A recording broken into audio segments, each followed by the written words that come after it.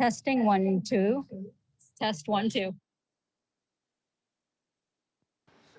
Testing minute 1, 2. to air, The 30 test for seconds Zoom to audio. live stream. Test 1, 2. This is a test for Zoom audio.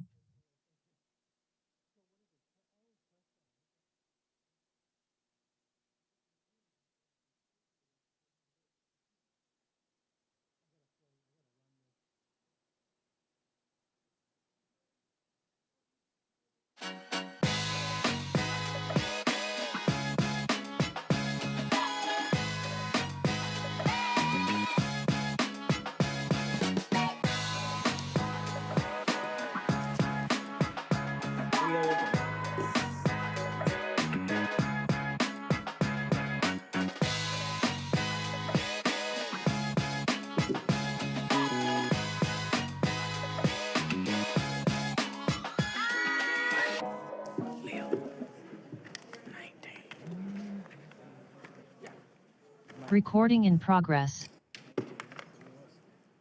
All righty. Good evening, everyone. Welcome to our City Council meeting for this night, Monday, March 20th, 2023 at 7 p.m. here in City Hall Plaza on our first floor in Council Chambers. We have a lot of movement going on right now. I think people are still signing up. We have a fairly full house tonight. We have a fairly great agenda, but I am going to ask folk as they're coming in if they would just pause for 1 second for a moment of silent meditation.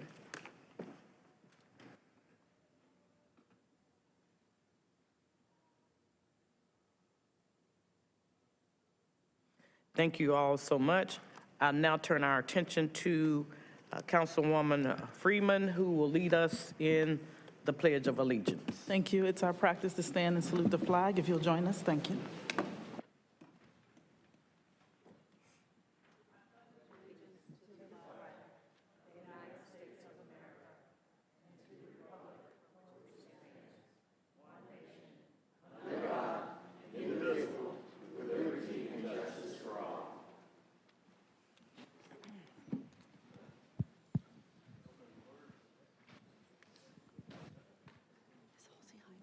All right, at this time, we will have our roll call. Madam Clerk. Mayor O'Neill, I am present. Mayor Pro Tem Middleton, I'm here. Councilmember Caballero, Here. Councilmember Freeman, Present. Councilmember Halsey-Hyman, Councilmember Hyman is here. She went upstairs to grab something. She'll be right back. thank you. Councilmember Johnson, Here. Councilmember Williams, Present. thank you. All right, at this time, I'm going to recognize my colleagues to see if they have any announcements for this evening. I'll turn to my right first since we have a full house on that side and see if you all have any announcements.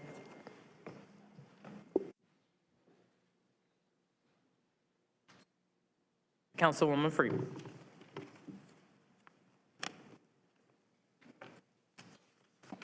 Thank you, Madam Mayor. I just wanted to just take a moment and to acknowledge that our legislature has been moving forward with Medicaid expansion, and I wanted to send a big thank you to our legislators in moving this forward. And I also wanted to share that it was a little bit of a conundrum that it's been tied to the budget, and so I think there's talk that it wouldn't pass until the budget passed, and then it wouldn't be implemented until January of 2024, and I do want to encourage folks to reach out to our legislators and let them know that it'd probably be best to separate that out and move it a little bit forward faster. So that was all. Thank you. Oh, I'm sorry. And also, I did want to send a congratulations to our newest Superior Court member, Justice Reinhardt. I didn't get to attend the swearing in this weekend. There's too much going on, but I do want to say congratulations. Thank you. I echo those congratulations. Had a very nice event on yesterday. I'll turn to see if there's anyone else who has any announcements on my right-hand side. No announcements, Madam Mayor. Just it's good to see a pretty packed house this evening. It is. All right, I'll turn to my left and see if we have any announcements on this end of the dais. Yes, thank you, Madam Mayor. I Don't have much to say other than we have a new Durhamite in the house who just recently moved here. She's our new general manager, and she's attending the meeting tonight. So hi, Karina. Welcome to Durham. Thank you. Welcome. Sorry, I should clarify. She's my new restaurant general manager, not the city general manager. That was a little weird, sorry. All right. Any other announcements, Councilwoman? Thank you. Thank you, Madam Mayor. Nothing really to say tonight. Just wanted to welcome everybody who is here tonight. We have an unusually packed house, a number of public hearings on the agenda, and look forward to hearing from all of you this evening. Thanks. Councilwoman Halsey Hyman. Hi, good afternoon, good evening, Lord. Good evening to my colleagues and the mayor. Just want to say happy again, Women's Health Month, Women's Month. But I just got an email prior to us having this meeting that I have been, just want to share with my colleagues, that I've been selected to be honored for the timeless, unbowed ceremony of women leadership to represent Durham County. This is an award given by the Lieutenant Governor, so I'm pretty honored and just wanted to share that with my colleagues. Congratulations. Congratulations. All right. Well, we will now turn to our city manager to see if she has any priority items for this evening. Good evening, Madam Mayor, Mr. Mayor Pro Tem, and members of the Durham City Council. I do have one priority item for you. It's an information item, agenda item number 17, Consolidated Annexation, Wesley Downs. Attachment F was updated with additional values. Thank you. That is all I have for this evening. All right. And I will turn to our city attorney likewise. Good evening, Mayor O'Neill, Mayor Pro Tem Middleton, and members of the City Council. The City Attorney's Office has no priority items this evening. Thank you, Attorney Rayburg. And now turn to our city clerk. Good evening, Madam Mayor, Mr. Mayor Pro Tem, and City Council members. The City Clerk's office has no agenda items, or no priority items for today. Thank you. Thank you. The next order of business for the council this evening is the consent agenda. The consent agenda consists of items that the council has previously considered in a work session. All items on the consent agenda may be approved by a single vote of the council. Items may be removed from the consent agenda by a council member or a member of the public, and those items will be considered separately at the end of the meeting tonight. I'm going to read through the entire agenda, which would include our business agenda as well. Starting with our consent agenda, item number 1 is the Durham Cultural Advisory Board appointment.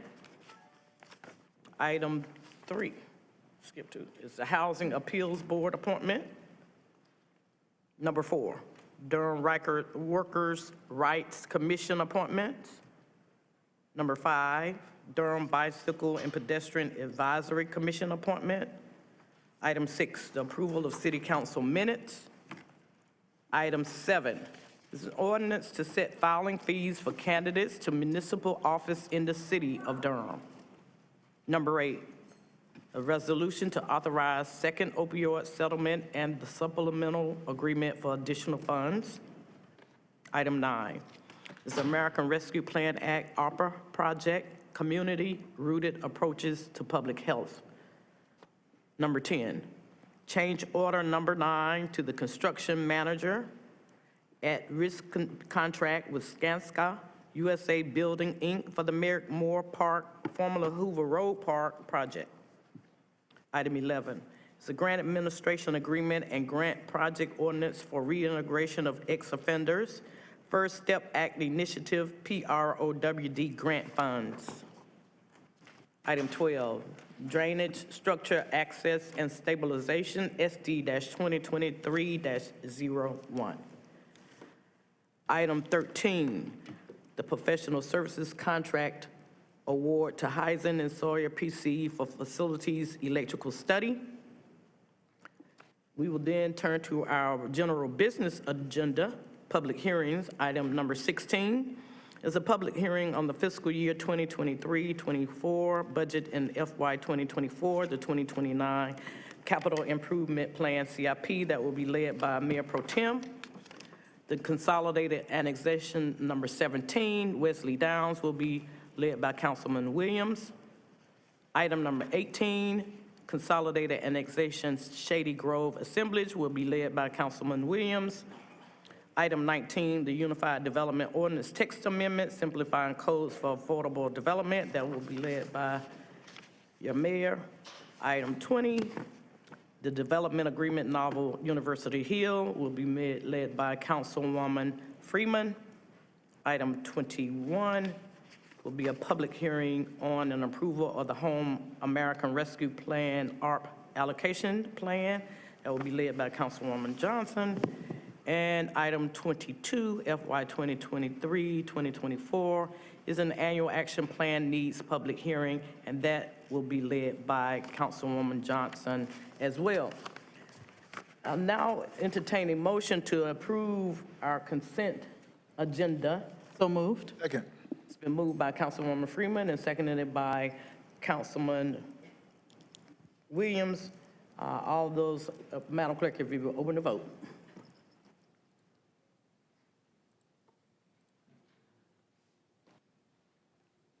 If you will close the vote. The motion passes unanimously. All right, thank you. We will now turn to our budget hearings, I believe our public hearings. And we will start with Mayor Pro Tem. Thank you, Your Honor. Good evening to you, ma'am, to my honorable colleagues, to everyone in the chamber and those watching at home or wherever you may be. Good to have you with us tonight. Our first general business agenda public hearing is item number 16, public hearing on the fiscal year 2023 through 24 budget and FY 2024 through 2029 capital improvement plan, CIP. I'm going to yield to staff now for their report. Good evening, sir. Good evening, Mayor, Mayor Pro Tem, members of council. John Allure, Director of Budget and Management Services. This is a public hearing to receive comments from the public on the development of the fiscal year 2023-24 budget and 24 through 29 capital improvement plan. Budget staff are here and available to listen to all comments. This is indeed a really important milestone in our budget planning process where we hear from our residents and our citizens. Before I officially open the public hearing, I'm going to ask if any of my colleagues have any questions or comments for staff. Seeing none at this time, I'm going to declare that this public hearing is officially open, and we welcome all of our neighbors and friends here tonight to hear them out on this important matter before us. I have several cards before me, folk that signed up to speak on this matter. I'm going to call the first five. I'll ask if you would queue up all right, cards are growing. Queue up in the order that I call your name, and you'll each have 3 minutes. We'll start with Mr. Kyle Barber, Mr. Paul Harvin, Ms. Allison Simpson,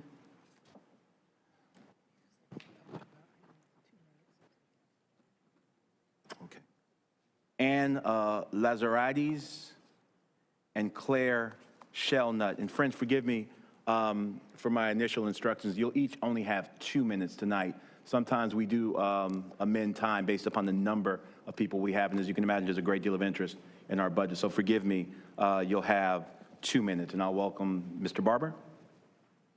Good evening. If you'll just state your name for the record, you have 2 minutes. Thank you for being with us tonight. Hello, my name is Kyle Barber.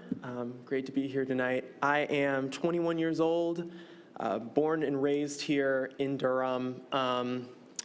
I really love this city so much, and because of that, I also care about its safety. And when we're talking about budgeting for the coming year, I really feel that we need to prioritize fully funding the HARP program. It's so important that we have a skilled, unarmed, and caring crisis response team in this city, and for it to be able to operate 24/7 in all areas of the city. This team has been able to handle so much, so many mental health crises and things from handling suicide attempts to domestic disputes to welfare checks. And also, as a young black man living in this city, I want to be able to have the option to call this service if I'm ever in a crisis, to be able to have a place that I can call, because I think it can be scary coming face to face with the police, and you worry if there's going to be fear of escalation that could cause unneeded harm. And so being able to have this option is very important for a lot of Black people like me in this city.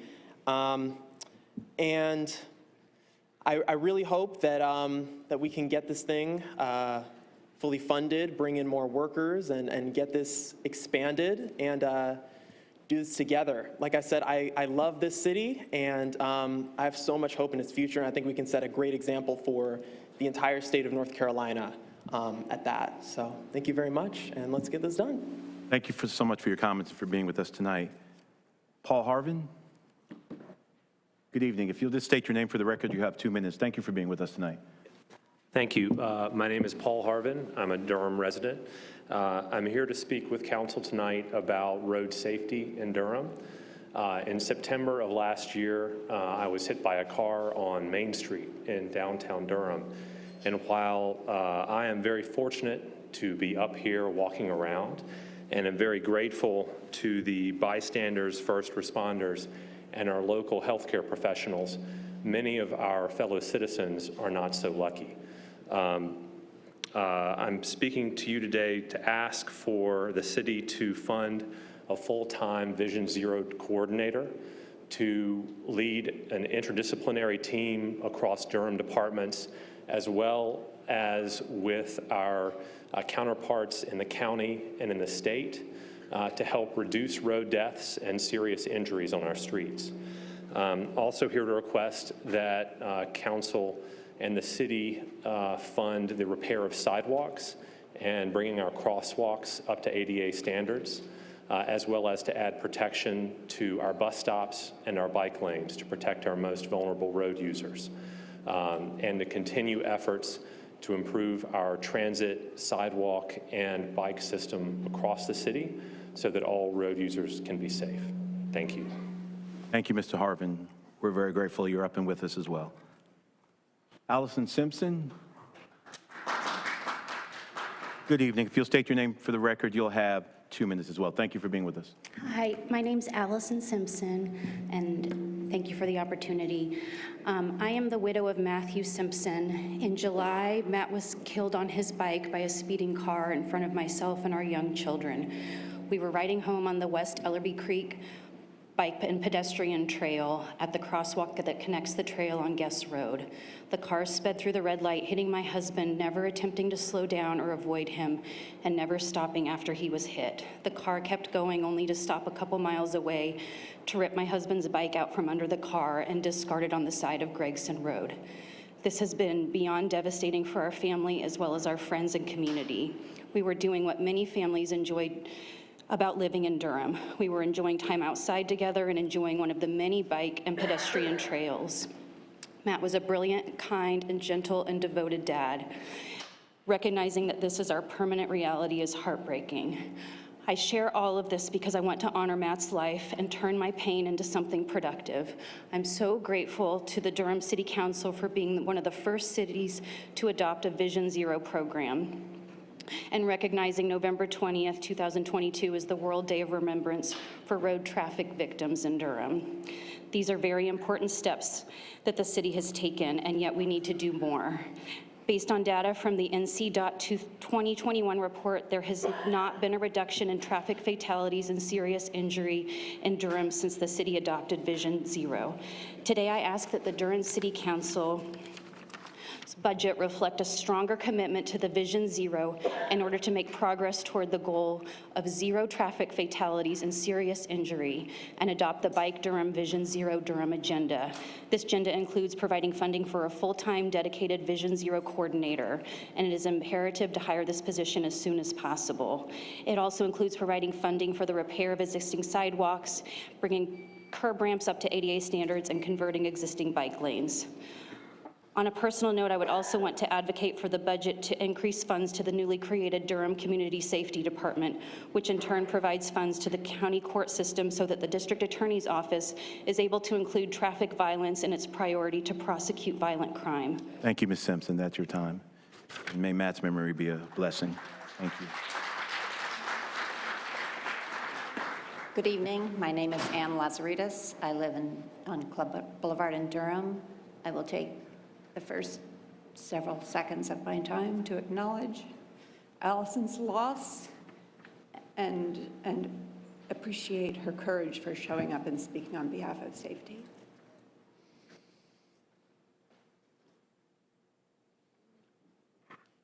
Many other people have suffered in similar ways.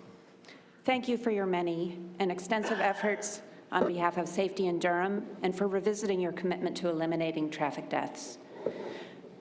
Please allow me to speak specifically of my concerns for people who walk to bus stops and ride bikes routinely. These groups of people are the ones among us who personally are doing exactly what needs to be done in the face of climate disruption, either of necessity or by choice.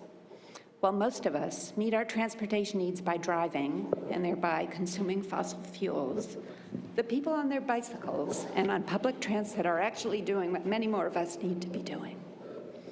While so many are deterred by our concerns of heat or cold or rain or lack of time, those who take public transportation or bike routinely somehow manage the potential discomforts and time requirements. As one of the folks who rarely gets past the 101 excuses for not driving, it strikes me as inappropriate to burden the very people who are keeping down their carbon footprint with needless risk, when alternatively, we could be demonstrating our appreciation by taking every opportunity to look out for the safety of bikers and pedestrians. For this reason, I encourage you to work for slower traffic speeds and protected spaces for all street users by pursuing the Vision Zero agenda, which will have us funding sidewalks, curb ramps, traffic calming, protected bike lane networks, and a full-time coordinator to lead an interdepartmental, interdisciplinary team that will identify, prioritize, and implement measures to reduce traffic deaths and serious injuries. Thank you so much for being with us tonight. Claire Shellnut. Good evening. If you'll state your name for the record, you'll have 2 minutes. Thank you for being with us. My name is Claire Shellnut, and I'm a resident of Durham. I'm a local children's pastor and a student at Duke Divinity School. I know that many of us in this room know what it is to grieve. On October 7, 2021, my precious little sister died. She had struggled with mental health for many years before her death. I know what it's like to call 911 on behalf of someone you love when they're in the midst of one of the worst days of their life. It's awful, awful. 11 months before she died, I called 911 on behalf of my sister.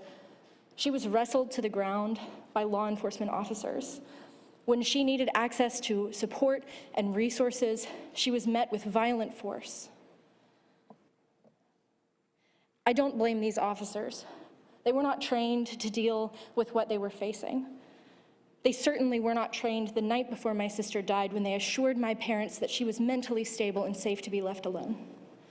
She was not, and she died. These calls were made in the dead of night. Crises like these cannot be scheduled. We must expand the funding for the HEART program to provide for people at all times of day and in all zip codes to have access to the support that they deserve. Camille didn't have access to a program like HEART. Think what a difference it might have made in her life. Please help provide access to skilled care in our moments of greatest need. Thank you. Thank you so much for being with us. Our next set of cards, Eric Landfried, John Talmadge, Carolyn Fry, Brooks Emmanuel, and Olivia Lynn. If you'll all will please line up. Good evening. If you'll state your name for the record, you'll have 2 minutes. Thank you so much for being with us. Thank you. My name is Eric Landfried. I am one of the co-chairs of Bike Durham's Advocacy Committee. On average, a person walking or biking is killed or seriously injured in traffic crashes every 16 days here in Durham. And we know there are even more minor injuries and close calls that we all experience every day. You've heard from a couple people already about some of the people who have been killed or seriously injured while walking or riding their bikes. I also want to mention Tysia Gurley, who was killed recently crossing Alston Avenue. Mike Posley, a man in a wheelchair who was killed by the driver of, I believe it was a dump truck, crossing Hillsborough Road. Noah Goyette, who recently hit a pothole on Main Street because he was forced out of the bike lane by a driver who was parked in it. Luckily, he survived, but sustained many injuries. These crashes and tragedies are often called accidents by the media, but they are not accidents. They are the result of a transportation system that prioritizes speed over safety and prioritizes people in cars and trucks over people walking, biking, and using transit. Vision Zero is a strategy aimed at eliminating traffic deaths and serious injuries. It assumes that human beings are fallible, because we are, and that our transportation system needs to be designed to safeguard us against that fact.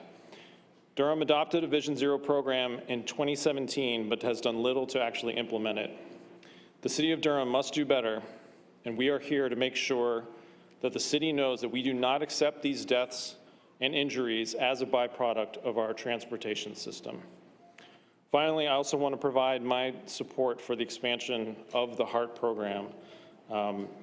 Both traffic fatalities and other types of tragedies that occur, these are all part of community safety and health, and we need to do more to support them. Thank you. Thank you so much, Mr. Landfried. John Talmadge. Mr. Talmadge, if you'll state your name for the record, you'll have 2 minutes. Thank you for being with us. I'm John Talmadge, resident of Durham and executive director of Bike Durham. You've heard many of the points of what we're calling the Vision Zero Durham agenda that we're asking you to support in the coming year's budget and capital improvements program. I want you to know that in addition to those who are speaking here tonight, we had about 50 of us join us for an event where we rode down from the intersection of Morgan, Main and Watts Street, where Noah Goyette was injured when he couldn't stay in the bike lane recently. We're also speaking on behalf of the 142 others that have signed the petition that we put out just last week. I wish that we could all be here in the chambers to show you how much support there is for what I know that you're deliberating, which is how to fund a Vision Zero coordinator and how to fund the sidewalk repairs, the new sidewalks, the protected bike lanes, the traffic calming.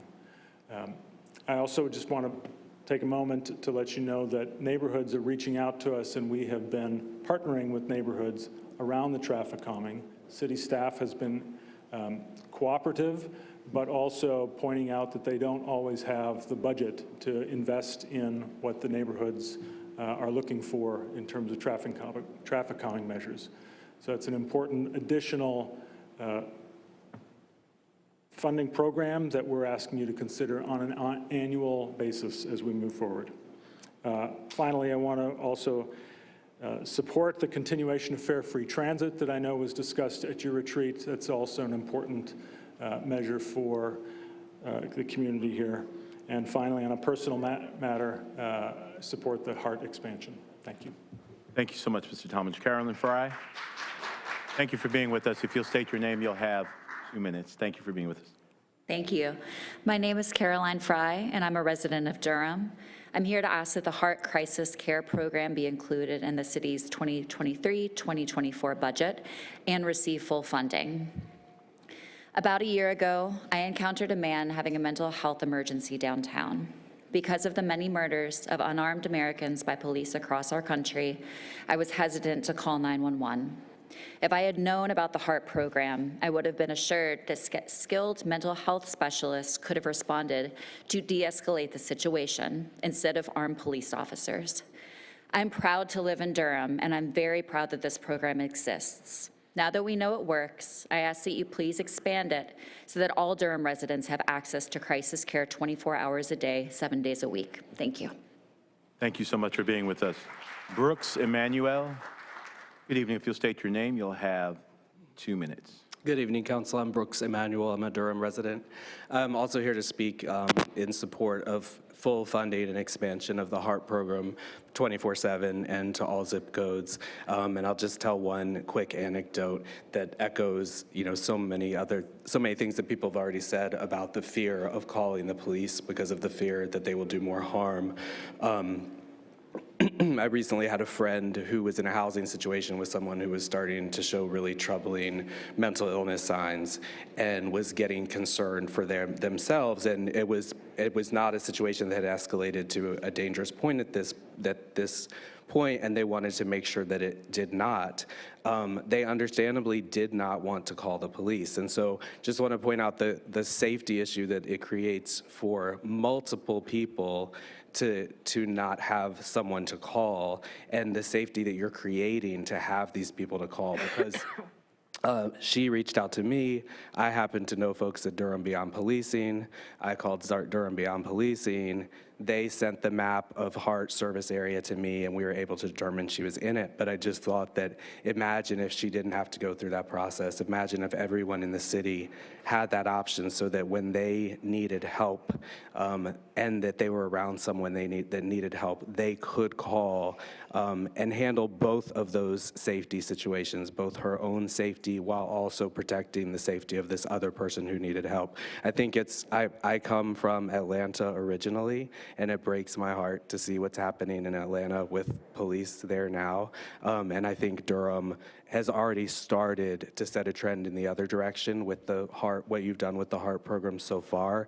And I think it could set an incredible example for the rest of the country to fully fund it 24/7 and all zip codes. Thank you. Thank you so much. Olivia Lynn, as Olivia comes to the podium, I'm going to ask if Leah Whitehead, Eric Rubenstein, no name on here, Elliot Berger, and Sam Hoffler would line up. Thank you for your patience, Ms. Lynn. If you would give your name, you'll have 2 minutes. Thank you. Good evening, Council. My name is Olivia Lynn, and I'm a Durham City resident. I'm here to advocate for fully funding the incredible accomplishment that is the HEART program so that this vital service is available to residents citywide and 24/7. I'm speaking to you first and foremost as a community member. I spent 6 months supporting a loved one through near constant thoughts of suicide. She had no family support, a reality for so many queer and trans people, and no money for formal mental health care. She had been traumatized by an involuntary hospitalization, and she regularly begged me not to call the police. So I spent 6 months terrified of what would happen to her and feeling incredibly alone. The weight of this caregiving led to my own mental health crisis. If this happened today and we were in the right neighborhood at the right time, I would have been able to call on HEART for the kind of safe, life-affirming support we both desperately needed. But I'm also coming to you all as a future social worker, entering the field with fewer resources than I need to be able to support my community, and already on a fast track to burnout. My experience was not unique, especially among queer and trans young people who are so often the only support systems for each other. I run a support group for high schoolers who have experienced sexual violence, and for the last 4 weeks, we've been building a toolbox for their healing journey. Last week, we talked about how to ask for help when their triggers become overwhelming. Tomorrow, we'll be talking about how to stay safe while they're caring for a friend who may be suicidal or self-injuring, which all of them have experienced. Every single tool in their toolbox matters, and I want to be able to tell them that they can call HEART. Thank you. Thank you so much for being with us. Leah Whitehead, thank you so much for being with us. If you state your name, you'll have 2 minutes. Thanks. Hello all, my name is Leah Whitehead, and I'm a native North Carolinian and a long-term Durham resident calling for the council to fully fund the HEART team 24/7 throughout all of Durham. I've been working in the full-time in homelessness services for the last 8 years, for 5 years in Durham. And I have delayed making life-saving decisions to ask for a wellness check for friends experiencing mental health crises because it would require police presence and would result in that person being arrested for a failure to appear in court. I've been present for many interactions between police officers and houseless folks where police just did not have the skills needed to address that person's needs. They didn't know what referrals to make. They didn't know what to say, they didn't know where to go, and they definitely didn't have the capacity to follow up to address the mental health and survival needs of folks whose struggles went far beyond that mental health crisis. I first interacted with HEART when their care navigation team brought a neighbor in for services at the Community Empowerment Fund in Durham. It was a beautiful moment where dreams kind of became reality, and that neighbor walked in and she was so proud to be rolling in with such a strong team. She shared to anyone who would listen about how HEART was able to help her both in the moment of crisis and beyond. And they didn't just come once. They went back again and again until they were sure that she was going to have long-term support through us. Now I work as a housing case manager at the LGBTQ Center of Durham. Each day I'm reminded of how important this service is for everybody in Durham, but especially for our queer and trans family who are facing unprecedented mental health challenges and need this compassionate, empathetic response. Please fully fund the HEART team. Thank you so much. Thank you so much for being with us. Eric Rubenstein. Good evening. Thank you for being with us. State your name. They'll have 2 minutes. Hello, Eric Rubenstein. I'm a resident of Durham. I bike to work every day. My wife bikes to her work, and my son bikes to school every day. So biking and transit infrastructure is very close to my heart. In addition, I am a business owner in town of one of the larger renewable energy firms here, and my employees bike to work. And our infrastructure, I believe, could be so much better. And I believe that the Vision Zero program coordinator can help us achieve that future where I can have faith in my family and my coworkers biking to work every day and being safe. And that safety pays a real dividends for this city. And so I ask you to support the program coordinator. And I also support the HEART program. Thank you very much. Thank you, Mr. Rubenstein. Mr. Elliot Berger. Elliot Berger. Oh, you were first. Sorry. Hey, my name is Elliot Berger. I am a co-owner of the Regulator Bookshop on 9th Street. I'm Durham born and raised. I also really hate speaking in public, so I'm going to make this really brief. I, along with all of the 9th Street merchants, would like to support the fully funded HEART program. We have seen firsthand what it's like to call police on homeless folk and what happens afterwards, and we would, I would really support that program and its expansion. Thank you. Thank you so much, Berger. Sam Hoffler.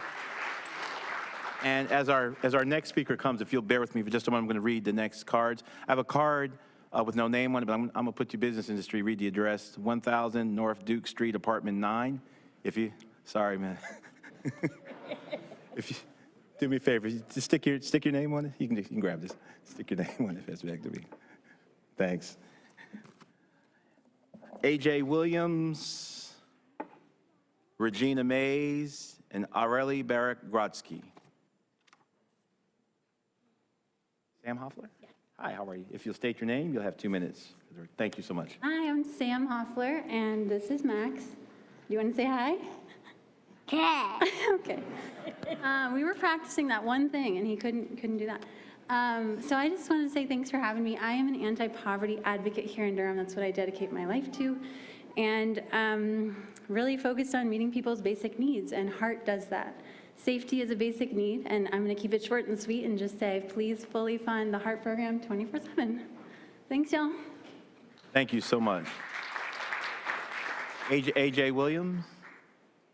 Thank you so much for being with us. If you state your name, you have 2 minutes. Good to see you. Hey, AJ Williams. Good to see you too. Durham resident, 2112 Summit Street. I'm here to ask council to fully support the HEART program, expand it to 24/7 citywide. Obviously, we love to see it in the county as well, but I know that's not y'all's area. I'm speaking from a place, number one, as a survivor, as someone who's experienced mental illness, who's seen families experience mental illness ranging from PTSD to schizophrenia to depression, and someone who has also experienced self-harm, having to call 911 and have to make a decision and talk to the dispatcher and say, please don't send the cops, knowing that I'm a masculine offender, black male presenting person, is probably the scariest moment of my life, knowing that I could die at the hands of law enforcement for misreading the situation. And so I know how important this program is. This is work that I've been doing with Durham Beyond Policing since 2019 when we showed up to City Council to try to get our community-led safety and wellness task force proposal approved. And y'all did approve that, or council members did at that time. And so knowing that this is an opportunity for this work to go forward for our city and all of our residents to have access to 24/7 care feels imperative. And I know we've had many conversations with many of the council members on council as well as the mayor this morning. I know y'all support this program, but I really want to know that we're on the same page by saying that it gets fully funded so that it's a robust operation that's available throughout the entire city. Also want to say that I really appreciate Councilwoman Monique Hosey-Hyman for speaking today at our rally. We know you fully support it, and I know you come from a social work background. And again, it's really imperative that this care is available to all of our residents. Thank you. Thank you. Is Regina Mays? Good evening. Thank you for being with us. If you'll state your name, you'll have 2 minutes. Good evening, Regina Mays, Durham resident. I would like to speak in favor of expansion of the HEART team, but I would like to take a moment to make a request of what I hope that looks like.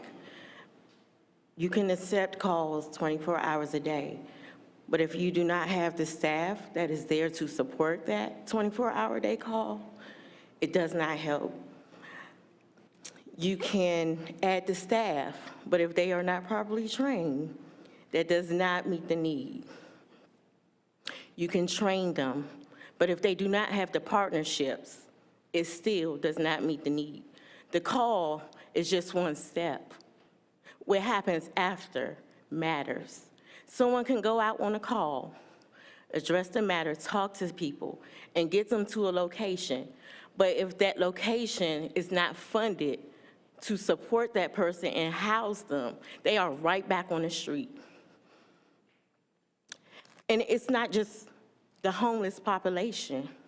I'm speaking as a mother of a son who was misdiagnosed for over 8 years. So I know the hardship directly, how it attacks the family and not just the person. People are quick to medicate. I understand the whole conversation of Medicaid expansion, and people think that will open certain doors, but everybody will not qualify to be a Medicaid recipient. What does that mean for that individual? Because the lack of help. So I hope, even if this expansion goes through, that all those matters are considered. Because it is one thing to say that we can make the call. What matters is what happens after the call is made. Thank you. Thank you so much.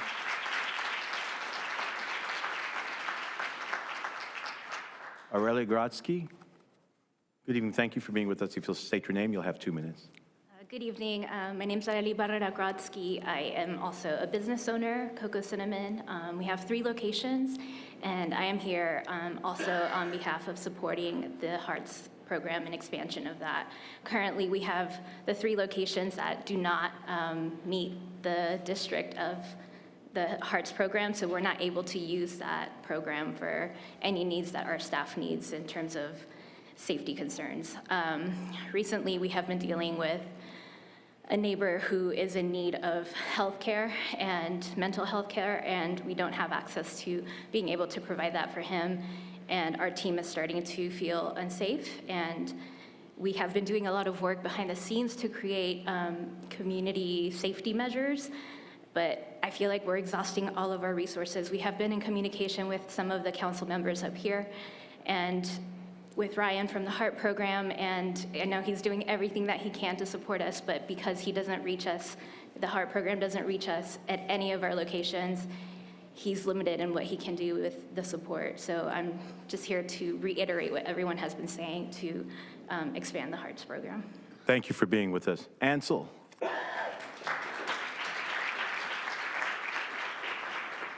Good evening. If you'll state your name, you'll have 2 minutes. Thank you for being with us. Hi, I'm Ansel Dow. I live in Durham. I'm here to ask for full funding for the HEART program. 2 years ago, I had a neighbor who is in a moment of mental health crisis, and I went to support and try to care for this neighbor. I felt fearful for my neighbor's safety, and I felt fearful for the safety of his family in that moment. I considered calling 911, but realized that I felt even more fearful of the Durham police showing up because of their track record of arriving to these situations with guns and without the appropriate de-escalation skills. I don't want other people to have to do that risk calculation when they're in these moments of crises, and I want people to be able to call for help and know that the people who show up have the things they need to de-escalate and to resolve moments of conflict and crisis peacefully. That's why I want full funding for the HEART program to cover the whole city 24/7. Thank you. Thank you so much. Our final card, representing Bike Durham, not applicable, of 2205 Inglewood Avenue. Does that sound familiar? 2205 Inglewood Avenue, Durham. Are you not applicable? You gonna?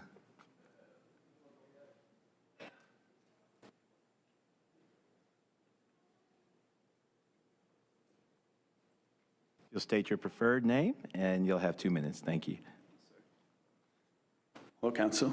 My name's Noah Goyette, and I'm the person that was badly injured in a bike accident recently. Also a lifelong social worker, the son of a police officer, as well as the later stepson of a firefighter. I've spent my life in social work, so I'm actually here to support. I feel like I'm in a room full of my people, frankly.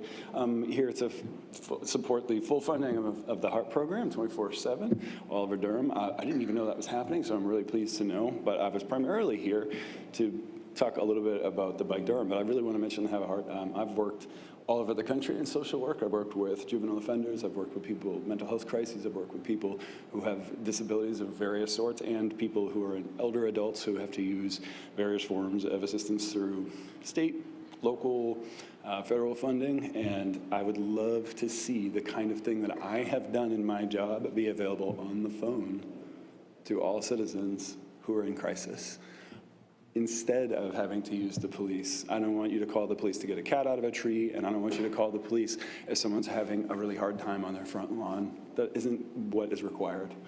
I'm the kind of person, and have been, and actually there's some people in this room that know that you can call me when that happens in my neighborhood, and I have been able to help and stand between emergency services and the police and make sure things were de-escalated, because I was trained in that, in the environments that I was in, and the police thanked me, and the emergency workers thanked me, and people like me are willing to be paid a reasonable wage to do that work, and I'd love to see that happen in Durham. As far as the bike situation is concerned, this actually sort of ties a little bit into both things. We live in a city where we have these shared spaces. The city is a shared space, and we need the spaces to be movable and easily and freely movable for everybody. People on bikes, wheelchairs, walkers, people with or without legs, sight, hearing. I want big body people and small body people to be able to move through all the spaces safely, and I almost didn't make it the other day. And Matthew didn't.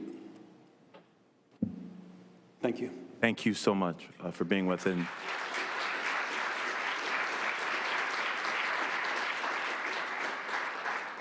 Madam Mayor, colleagues, that's all of the cards I have for folks that have signed up for this public hearing. We want to thank all of you for coming out. This is such a critically important part of this process. We can't do this without this part from hearing from you, and we do listen intently. You should know, all of you in here and all watching at home, there will be another opportunity for our citizens and our residents to come and weigh in on your money and how we should spend your money. So thank you so much for taking the time to be with us tonight. Madam Mayor, with your permission, I'll bring this now back before the council, and if my colleagues want to have any comments, or if not, I'm going to officially declare this public hearing closed. That disposes of matter number 16, and I will defer to Councilmember Williams to take up item number 17.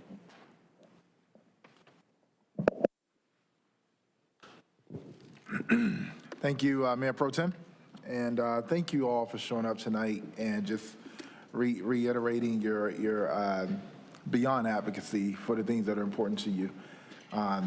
Really take it to heart, and we hear you, we're listening to you, and appreciate you. All right, so we have item number 17 here, Consolidated Annexation of Wesley Downs. We will invite staff up to give us a report. I know how you feel. You can take it off the mic, Stan. I'll try and bend down and see if that works. Mayor O'Neill, Mayor Pro Tem Middleton, and honorable council members, and all those in attendance. My name is Demir Powell with the Planning Department. Thank you for having me. You want to hold on just a second, just to Okay, yes, sir. allow the shifting to happen.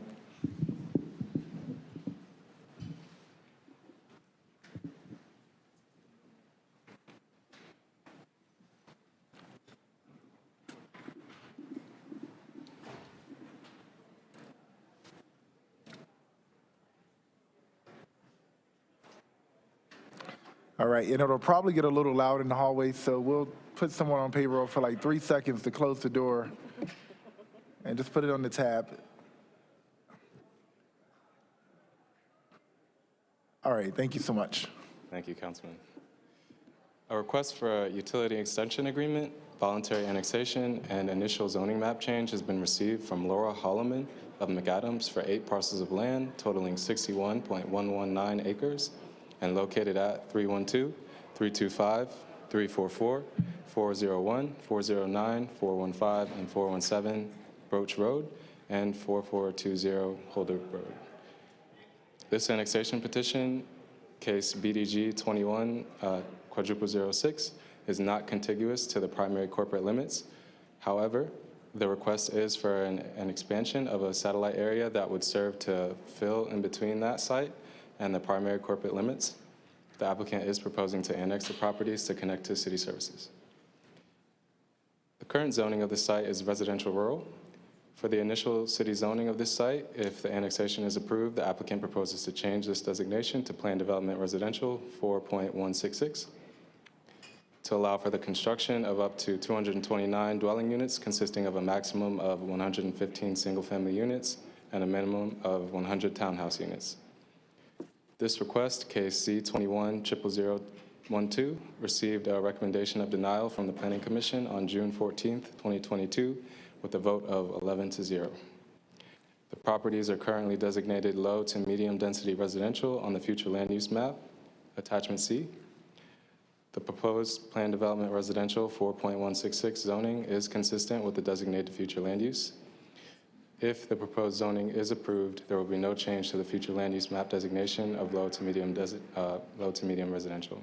As a reminder, 3 motions are required for this application. The first is to adopt an ordinance annexing the property and entering into a utility extension agreement.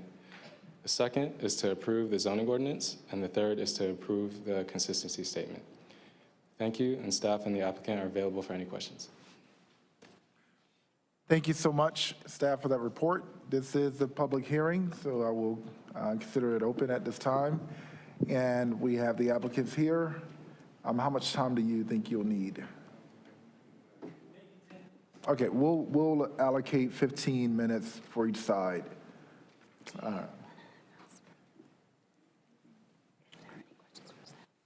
And before we move to you, Mr. Applicant, colleagues, are there any questions for staff? All right.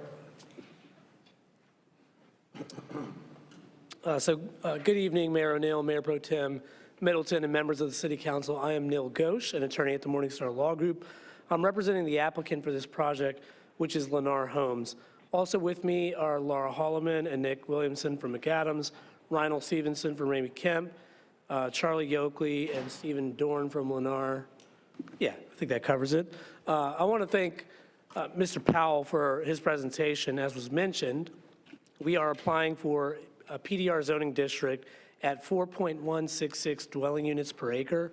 The total assemblage is a little more than 60 acres, and at full build-out, the project could be around 229 units. We've committed to a minimum of 100 units being townhomes, but we do have a site plan that's in review for this project, so we do have a little more clarity on what actually will be built here.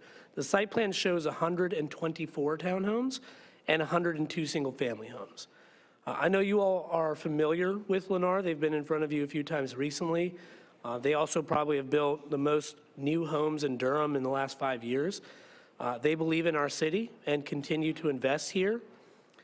This case was filed more than 2 years ago, so I'm going to ask for a little bit of grace here because obviously the conversation around new development was very different 2 years ago than it is today. There are certain aspects of this project which we cannot really change at this point, but we do want to add some environmental commitments which are consistent with the soil and erosion control ordinance that this body passed recently. Technically, because this site plan is already in review and was in review prior to the passage of that ordinance, those provisions don't apply to the site plan, but through our zoning, we are making this project compliant, in a sense, with that ordinance. So we're adding a few commitments. Number one, the site shall be designed to detain the peak flow rate for the 100-year storm, leaving the site as a whole. Number two, a double row of silt fence shall be placed along regulatory watercourse buffers. Number three, flocculants will be incorporated into the erosion control plan to reduce turbidity of runoff. And number four, we're increasing our temporary stormwater controls by 150% and designing them so that they dewater in a minimum of 4 days. These commitments reflect Durham's values, which Lennar has taken to heart in all of its recent projects and is happy to commit to here. There are a couple of other changes as well. There already is a commitment to provide 5 additional feet of asphalt for a bike lane. My understanding is that NCDOT has fallen out of favor with that commitment and instead prefers a 10-foot wide multi-use path. So we've updated the condition to reflect that new preference. And finally, we're removing condition 10, which is related to recombining a certain portion of the land with an adjacent cemetery. The issue with that condition is the need to recombine. Typically, recombination is not an issue, but as we work through it with the seller and the church, we found that the cemetery parcel actually is owned by a ton of heirs. And so we don't know if we'd ever be able to coordinate with all of those heirs to actually achieve the recombination. So Lennar is, so we're removing that condition. Lennar is obligated to give this property over to the church, and so they will do that. It just won't be through recombination. And we've run these changes by staff already. I'm happy to review them for you again, if you please. But aside from those changes, the project already has some great commitments included. This project provides a fair amount by way of infrastructure. There's a traffic signal at the intersection of Mineral Springs and Holder if it's warranted. The project also commits to intersection improvements at Holder and Broach, in addition to improvements at the site access point.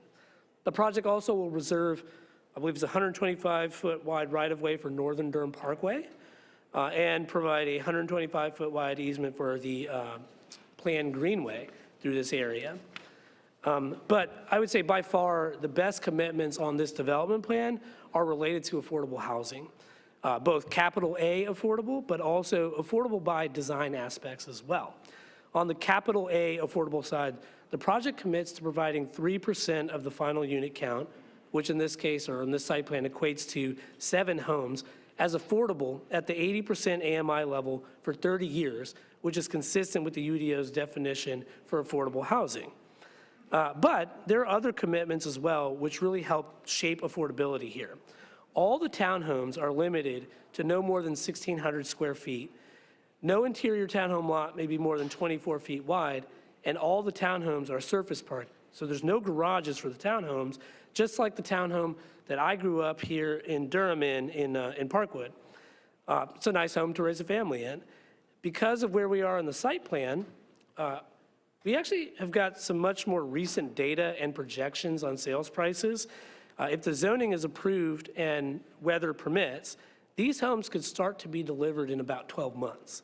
And that's not usually the case when we get to this stage of the zoning, but because this case was filed more than 2 years ago, and Lennar is all in, we've actually, they've gone in on site plan, they've done a lot more work at this point than normally would be done. And they believe they realistically can deliver the first townhomes in this community in the 290s. I was shocked when they told me that. I cannot remember the last time I saw new construction in Durham starting with a 2. And folks, this is well below the median sales price for townhomes in Durham and definitely below the median sales price for homes in this zip code. This is an important price point to hit, and Lennar is finding a way to do it while still implementing many of Durham's other objectives. I think I'll leave it right there. Our team is available to answer any questions you may have, and we hope to have your support tonight. Thank you very much. Thank you, Mr. Ghosh.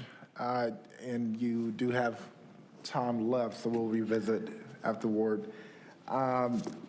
So I have some speakers here. Give me 1 second, I just crossed my cards up. Here we go. All right, so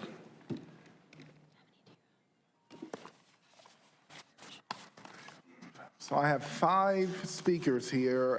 All are opponents. Just make sure. Let me correct that, actually. Got my cards a little mixed up here. I do have 1, 2. Yeah, we're on number 17. All right, so I have 2 opponents, and I have 5 proponents, and I have 1 person online. And so I will call the names of the proponents now. Mr. James Chavis, Pam Williams,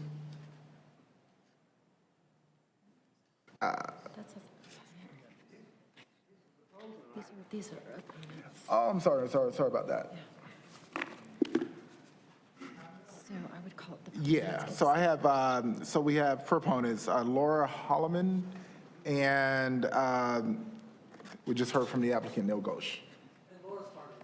Okay. All right, so. So how many? Yeah, so we have 5 opponents. All right, and we will do, we have the 15-minute segment for all parties on this side. And just for reference, council procedures, considering we have really long nights, it allows us to do either 3 minutes, 2 minutes, or 15 minutes per side. So, Madam Clerk, if you can put 15 minutes on the clock. Are you going to give them each 3? 1 moment. I don't know, 15 minutes. I don't know, 15 minutes. Cut it down to 10. Okay, got you. Sounds good. You have 3 minutes, Mr. Chavis. You're going to cut me down from 15 to 3. I'm cutting you down from 15 to 3 tonight. If I'm 15, you're going to cut me down to 3. Yeah? That shows how y'all work for us citizens, okay? Yes, sir, Mr. Chavis. But I understand this quite well, all right? Thank you. My name is James Chavis. I'm 2813 Ash Street, Apartment B. I'm here to speak against this because guess what? This is another gentrification that's going on here, continuing to go on here in Durham. And this residence, as he's saying, 80%, who can afford that don't make over $1,000 a month to afford these condos and these homes? That is not fair to the original city people here in Durham. We are not getting anything. All these developers are doing is coming here, taking our money, and leaving us dry. And guess how they're doing it? Because the city council and the mayor approve it. If y'all don't approve it, they can't do it. If y'all really look into it, they can't do it. But I'm telling folks right now, we as citizens got to find a way to stop them from taking over and sending us away from here with nothing. You holler, you need the money, but guess what? What are you doing with the money? So look at this. Why can't they drop it down to 60 to 50% for home ownership? No, they don't want that. They want 80% and above. Now, have you asked them that? No. Because why? They're not going to put that much loss in this project. Not only that, look at the surrounding areas. Who's staying out there now that's going to have to suffer because they are raising up their property value, and somebody's been out there over 30 years now on fixed income. Can they keep their property up? No, because y'all going to raise the taxes. The county going to go out there and raise the taxes. Once you annex into the city, they're going to have to pay city and county taxes. Whose fair is that? That's their problem to y'all, but to us, that's our problem. Thank you.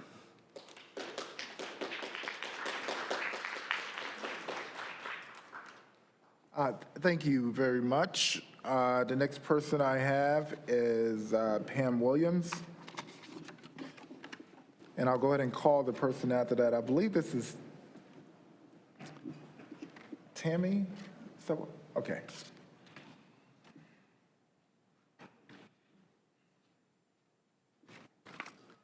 Good afternoon, all. My name is Pam Williams. I live at 2130 Adventure Trail.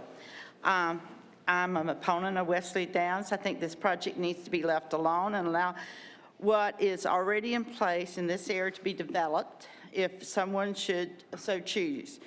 We also need a developer more dedicated to tree preservation and providing a streetscape in this area. We request a 30-foot with a 0.8 opacity along the roadways. So many of our roadways are being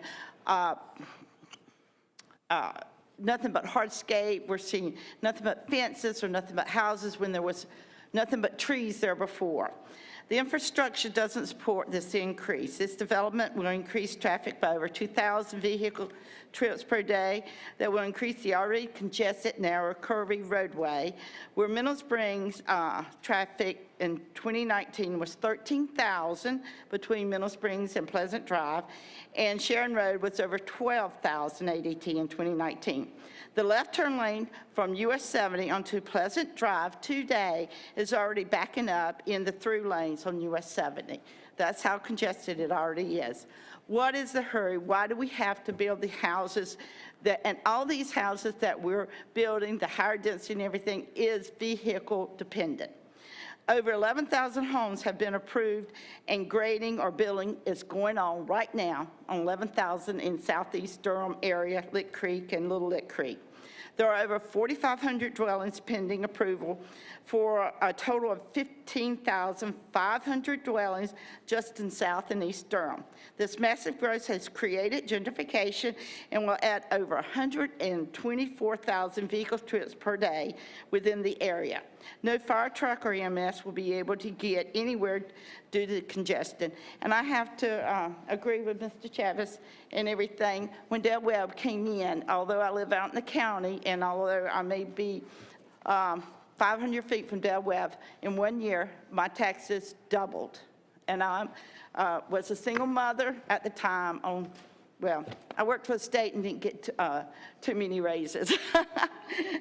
But anyway, so it does create, and other people in the community are moving out of the community because of all the blasting and all the disruption that's going on, and they are just frustrated and anxious, and they just have to, they end up selling. So anyway, thank you. Thank you. Next up, I have Tammy, and I will go ahead and call after you, Ms. Tammy, Donna Stanback and Pam Andrews. Yes, I'm Tammy Sueya. I'm at 2115 Baptist Road. Thank you for listening for me tonight. I am against this development, and I want to point out something different of why I'm concerned about this development. Grove Park already has a grant over $1 million to improve their stream restoration from the impact of their development. This development is close to Grove Park. There's already issues of erosion impacting current residents there when there's a heavy rain event. So that is one of my concerns. And once we go down this path, we can't go back.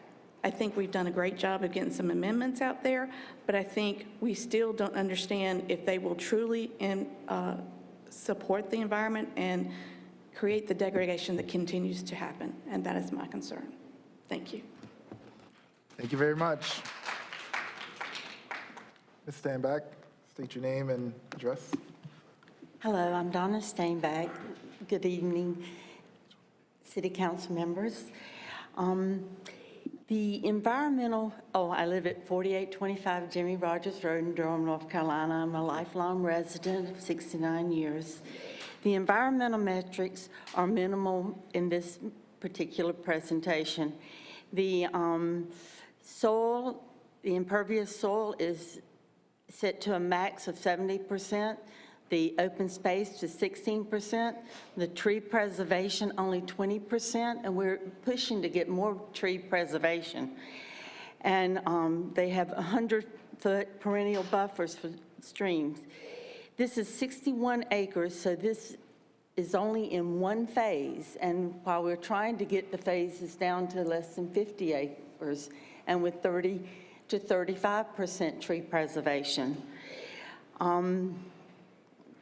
Because of the change in the topography, there probably will be blasting, and we know the damage that that's doing to the wells, and we're getting little recompense. People have well damages, and they can't get any help from the people that are responsible. There should be a proffer that says that the developer would be responsible for any well damages during this construction, because it's not happening on the other sites.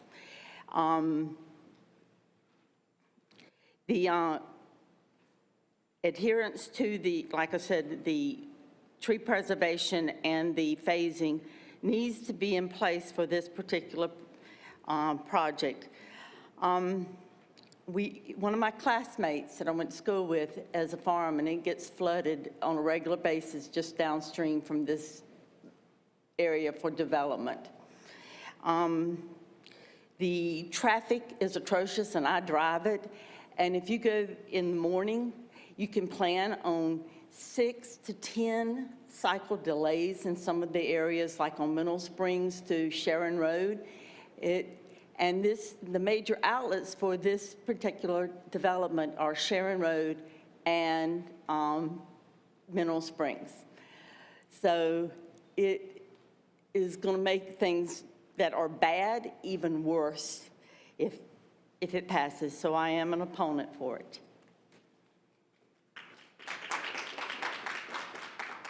Thank you. And Pam Andrews, well, you can state your name for the record. Good evening. Good evening, everybody. Pam Andrews, 6108 Wake Forest Highway. I'm going to say this again. What is the rush? I know it's been a couple years, but out in our area, we're getting slammed. Why can't we wait for these 2 text amendments to get passed? I humbly ask you. Because we're seeing every day the results of what's happening in our creeks. One of the new objectives, when we've studied the site plan, the new comprehensive plan thoroughly, says protect Durham's most sensitive natural areas, including floodplains, wetlands, wildlife habitats, hillsides, drinking water sources, critical watersheds, and natural heritage areas from the impact of development. And as she mentioned, there is Tim Ellis that lives at the bottom, in between both ends of this small road, who gets flooded every time it rains. We have pictures of his whole home, his whole garden, up to his front steps flooded. Josh White with Water and Land Solutions on December the 6th, 2021, submitted a presentation for Grove Park Stream Restoration Project. This project sits in between the developments proposed on each end of Holder Road. The restoration project is finally underway. I drove over there today to see it myself. The cost of this project was $1,330,500, with $100,000 of that money coming from Grove Park's HOA. to restore Little Lick Creek. The work being completed will hopefully not be in vain, as these two developments, one on each end of Holder Road, now being underway with one coming again up for approval in just a short time. Each one of these developments will have even more impact in the loss of habitat and the damage done to our creeks and the Triassic Basin soil. Please stop this destructive behavior until new amendments are in place. I know you guys have proffered some of the erosion control amendments, but the tree preservation amendment is not even close to being ready. And that alone would restore and save some of our trees, which is so important, so we can prevent this tomato soup from rushing in our creeks. Each development that passed before you, this occurs, is an open invitation to continue to mass grade unlimited amounts of Triassic Basin soil. We ask you to please wait for these amendments to be passed humbly. Thank you.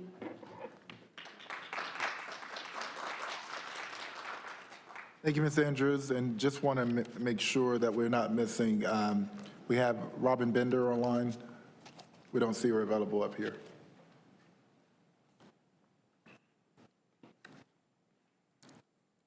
All right, sounds good.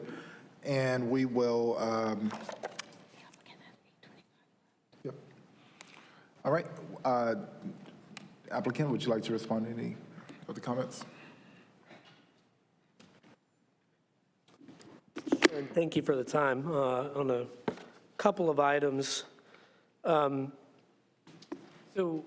one of the things I think that was brought up a couple times was about the SNEC, or Soil and Erosion Control text amendment. And earlier we committed to those components on this rezoning. And to be clear, without those commitments on this zoning, this site plan's already in review. Those provisions of the UDO don't apply to this site plan. And if we were to wait with respect to the tree preservation or mass grading text amendment, those also wouldn't apply to this site plan because it's already in review. An item was mentioned about the 70% impervious.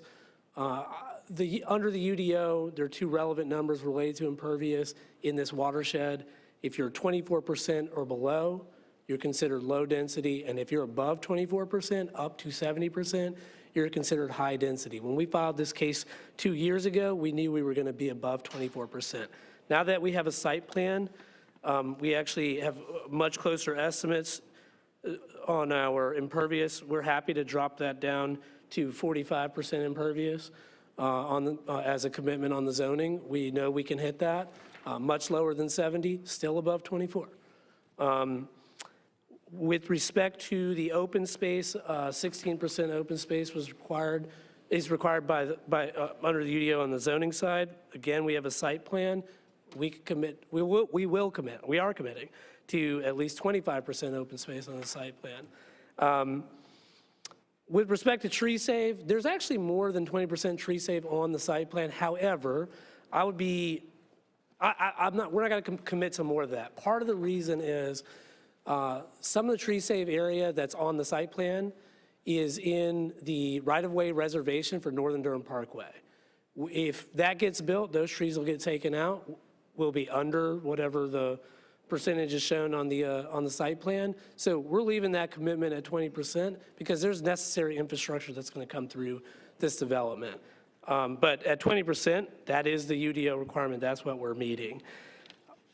Lennar has, I think, proven several times what their values are here, and that they are willing to work in Durham's vision to make things happen. This project is maybe the perfect example. As I mentioned, we are so much closer to going vertical on this if this zoning were approved because of how long it's taken and because of Lennar's investment and belief in Durham. They've continued to move along with the project despite not having the zoning in place. And like I said, if this rezoning is approved, they believe the site plan could be approved shortly thereafter, permits pulled, they could start construction and start going vertical with houses in probably about 12 months, weather permitting, and probably about 12 months. And right now, they believe they can deliver these townhomes, the first townhomes in this community, in the 290s. I'm telling you, that's the lowest number I've seen in 5 years at least for new construction in Durham, and that's because they're really making an effort to make it happen. Thank you. Thank you so much. Are there any other comments? This is a public hearing. Are there any other comments? All right, at this time, I'll consider the public hearing closed and back before the council. Colleagues. I'm sorry, I didn't see you, Madam Clerk. It's okay, Mr. Councilmember Williams. There is a speaker online, and they have their hand raised. Actually, there are two now. There's Larissa Seibel and Tina Motley Pearson. Would you like to hear them? All right, we'll consider the public hearing closed after we hear those comments. Okay. Now, is this for number 18 or 17? We see our Tina Motley for 18. They both have their hands raised. Okay. 3 minutes.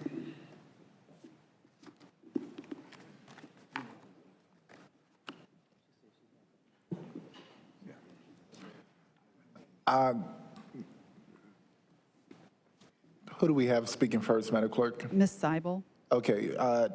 Ms. Seibel, can you hear us? Yes, can you hear me? All right, yes. Please state your name and address for the record, and you have 3 minutes. Great, thank you very much. My name is Larissa Seibel, and I'm speaking on the budget. We are asking the city. Okay, Ms. Seibel, I'm council- sorry to interrupt you. This is item number 17 for Wesley Downs. Correct. I was signed up to speak on the budget. I'd be happy to speak at the end of the meeting. Understood. The budget public hearing has been closed. So we're Yes. specifically speaking on item number 17, Wesley Downs, at this time. Yeah, I'm on my way down to City Hall. Hopefully, I'll get a chance to speak at the last item on the agenda if the budget hearing was already closed. Okay, so we're on item number 17. So we'll see you when you get to City Hall.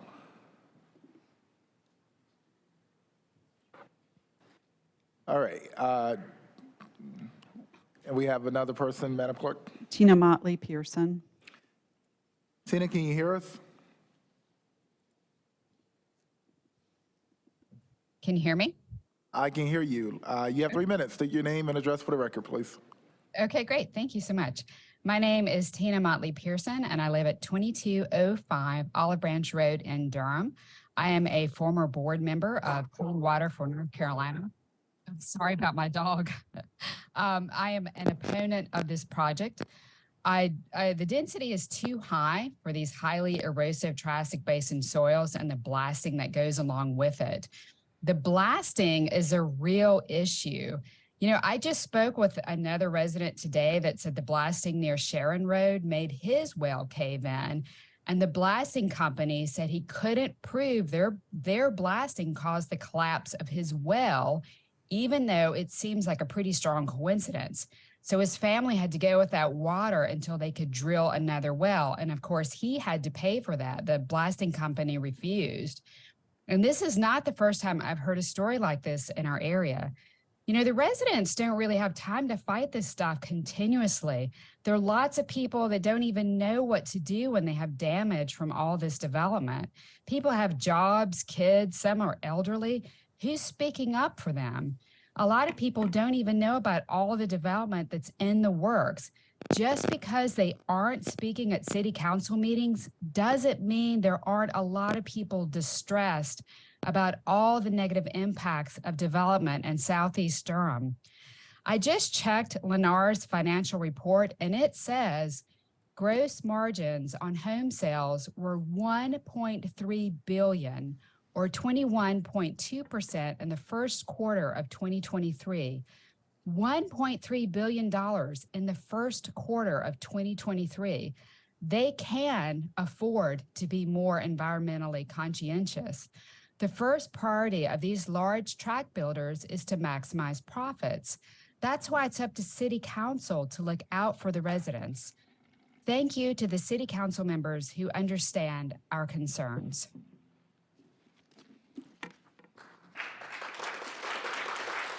That's all. Thank you.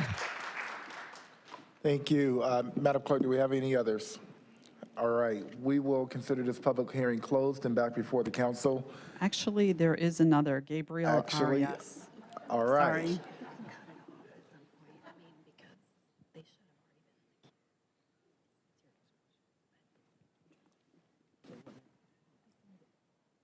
One moment, please.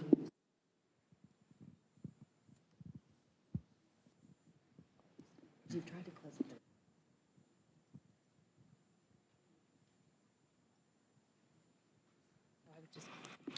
Madam Clerk, we're going to consider the public hearing closed at this time and bring it back before council. Okay. Colleagues.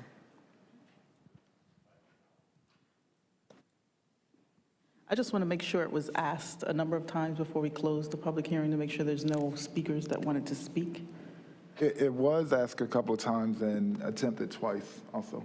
I know that folks online may not have the ability to speak up, so just being mindful. I'm going to rely on the process that we have in place. I'll bring this back before the council. Colleagues, are there any comments?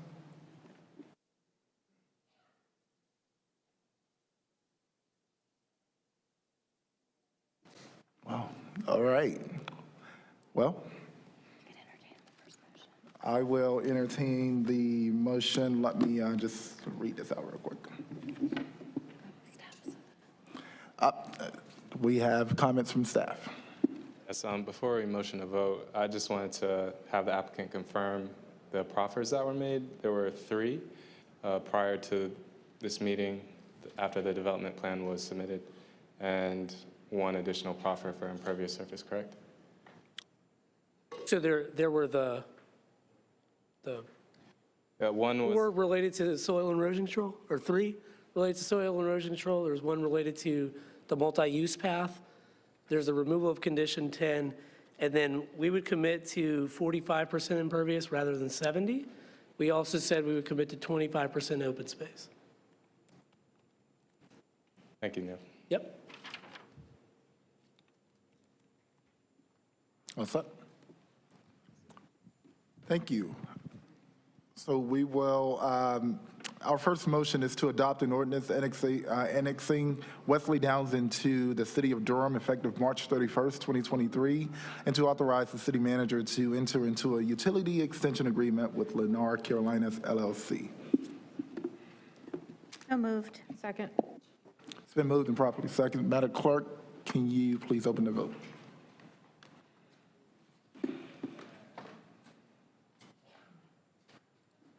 Can you please close the vote?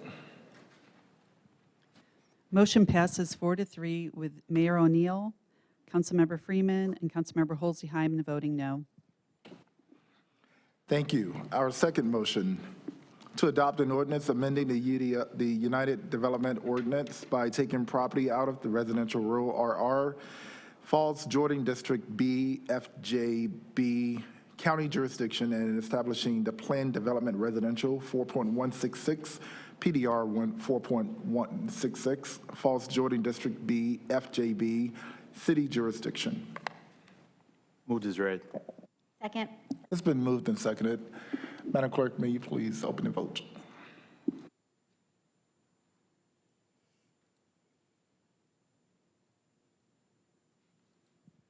Can you close the vote, please? And the motion passes again 4-3 with Mayor O'Neill, Councilmembers Freeman and Holsey-Hyman voting no. Thank you very much. Now, final motion here is motion number 3 to adopt a consistency statement as required by NCGS 160D-605. Move to adopt consistency. Second. It's been moved and probably seconded. Madam Clerk, can you please open the vote? Can you please close the vote?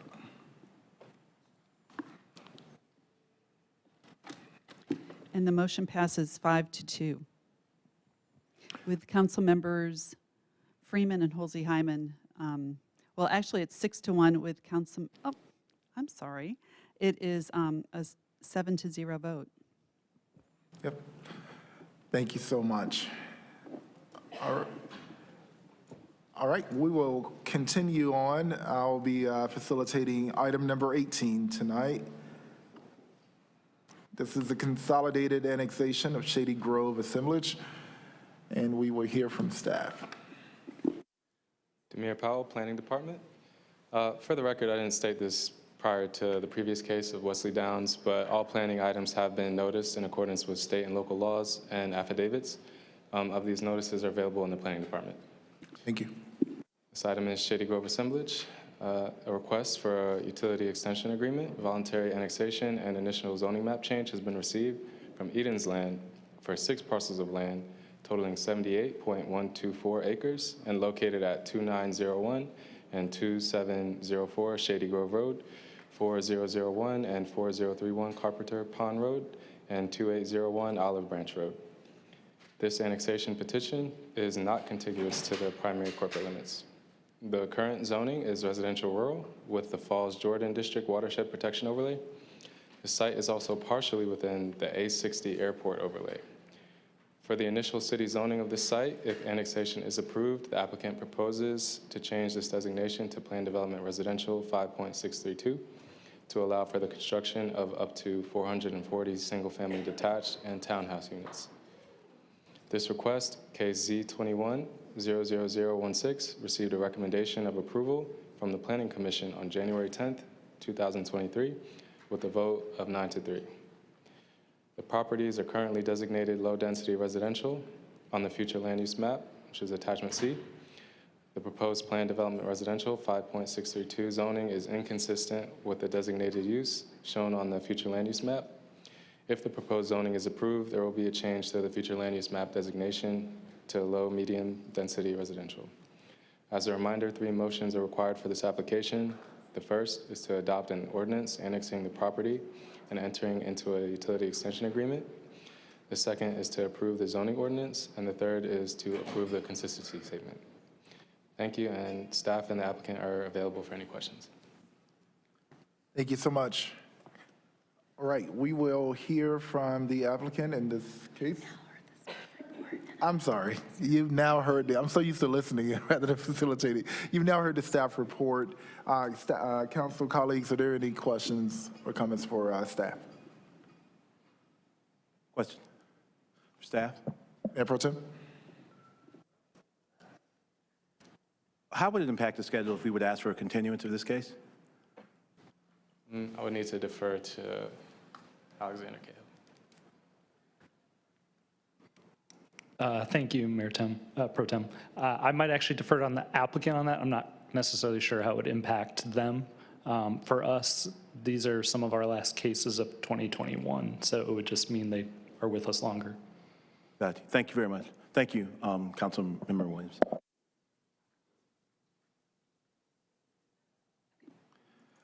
All right, if there are no other questions for staff, I will go ahead and open the public hearing up.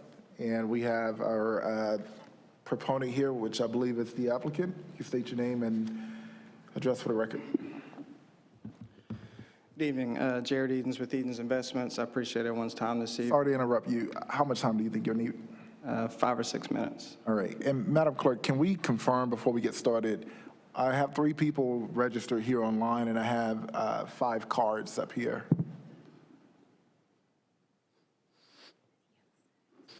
I have 6 cards up here, and I have 3 people online.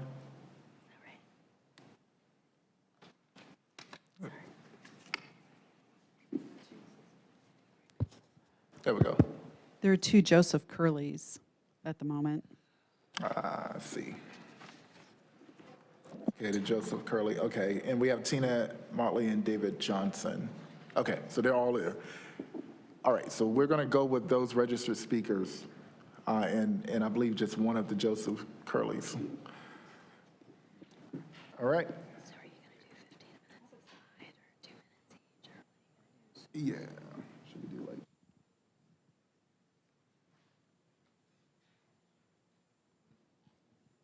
So I would say, based on the opponents, we're going to give each speaker 2 minutes.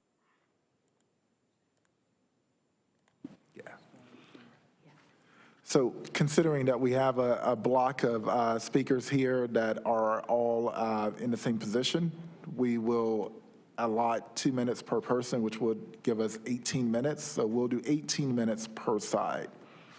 And just for the audience, just because the agenda is so long tonight, we're trying to better organize having some shaped time blocks to not be here till 3 a.m. All right, so you can put 18 minutes on. Mr. Edens, don't feel like you have to take all 18? No, sir. Up to you. Feeling too long-winded this evening, so I appreciate your time, appreciate the 18 minutes of time. Jared Edens with Edens Investments. Thought staff did a good job of summarizing the project and working with us over the past couple of years. We got a 78-acre site near Briar Creek. I think it's a really good location for what we have proposed. I think it's got some really well-rounded proffers and some things that we haven't seen on other applications. We're proposing a max of 440 units. It's a mix of single-family and townhomes. We're very heavy on the townhomes. If you look at the product breakdown, it's a maximum, I think, of 120 single-family homes and up to 320 townhomes. There's several notable commitments, things we tried to incorporate. I've always looked at this project as it's the most easternmost parcel in Durham adjacent to Raleigh city limits. So I've always sort of seen it as like a gateway kind of project into Durham, you know, similar to coming in 98 from Wake Forest or what have you. So we tried to do some things that were a little bit different to make it stand out.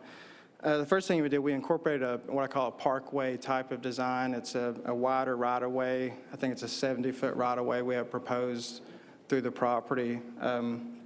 It has normal pavement widths, but it's got, I think, 10-foot multipurpose paths on each side of the collector road of the parkway that's committed to. We've committed to a good product mix. I think we have 3 or 4 different townhome products committed to. We're also on that parkway, we're going to make sure, because I wanted more of an urban feel when you come in there, so we have the product along the parkways has to be a rear entry. That's a zoning condition also, so you'll have townhomes and single family that are up on the street. It's a significant affordable component, and we've written it to cover it in a way where, whether it's for sale or rental product, which I don't see that happening, but just in case it was, we wanted a zoning condition that would give some affordability on the rental side as well. So 5% of any rental unit, of all the rental units, would be affordable. 5% of the single family lots, which would be 6 if we did 120 homes. Those are 6 completed padded lots that, like we've done on similar projects, they'll go to Habitat for Humanity. We've discussed wounded warriors internally, maybe splitting those up. But that's part of our affordable proffer. Some other smaller things, we've got some additional buffers on the perimeter, 50-foot buffers, fencing that we placed on our side of the buffer, so it gives our neighbors the appearance that their properties are 50 foot deeper than what they actually are. I met with a lot of the neighbors, walked the properties, walked the rear. We're also, I was made aware during the neighborhood meetings that Shady Grove Baptist Church was having some issues with well and septic. And so as part of our utility extension agreement, we've committed to extending water sewer north along Shady Grove Road to provide access for the church. And if they choose to annex in the future, that probably frees up property for them, both from the septic field and fixes their issues. Other little things, Mr. and Ms. Hatcher, who live on Carpenter Pond Road, we made a commitment for asymmetrical widening, which is shifting all the widening for the turn lanes on our side of the road to minimize any impacts to the neighbors on the other side of the road. And the most notable commitment, I think, is a 5-acre public park. I mean, it's the first project we've ever brought that it's spelled out on a development plan. We worked with Parks and Rec. It's a 5-acre park constructed by the developer, dedicated to the city for ongoing maintenance. It's not a simple park. It's got a significant size play field. Again, Parks and Rec said, give us this use, that use, that use. We did listen to some of the neighbors for their concerns on what uses will work best, but this is a 5-acre public park being dedicated as part of the project, and I'm glad we could do that. I've always said there's a hidden tax, hidden local tax when you do development, and the park system is one of those areas. Environmental, there's no floodplain on the site. 78 acres, basically dry, no floodplain.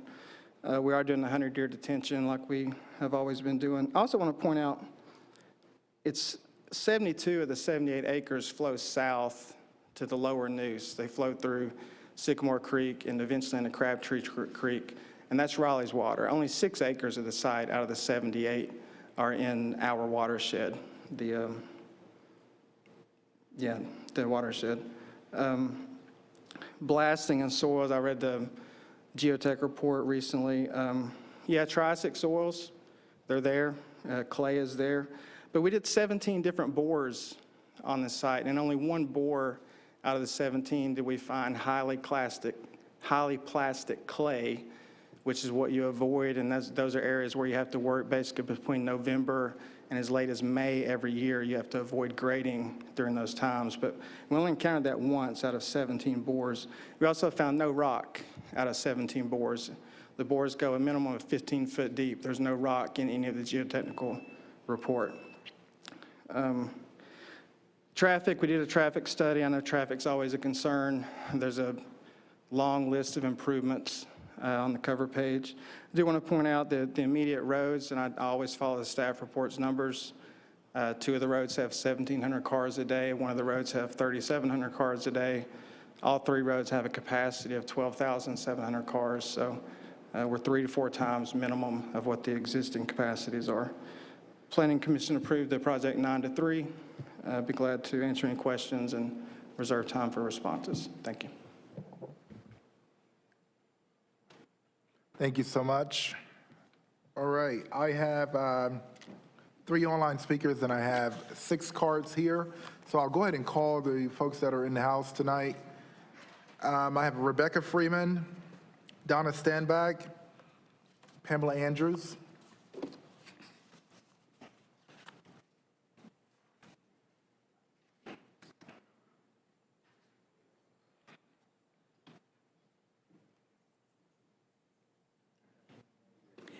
Good evening, Mayor O'Neill, council members. I'm Rebecca Freeman, 1818 Southview Road, lifelong resident of Southeast Durham. This is a strong project design, but falls short in 2 areas. The density is one of those areas. The request is to jump 2 levels of allowable density will make this project dissimilar to Harrington Pines, Hundley, and Bennington across the street, across Shady Grove Road. The second issue is the traffic that will be greatly impacted by the intersection of Shady Grove and Leesville Road, as well as, which is one of the 2 routes to Briar Creek for services. And the narrow rural roads without shoulders. I, along with one of the Planning Commission members, are very familiar with that area. We go to use that route many times during the week, and we both have the concerns about the backups that are currently happening in that particular area.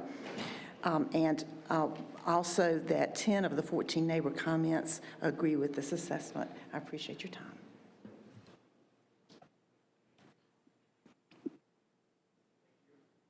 Thank you. Next, Mr. Beck.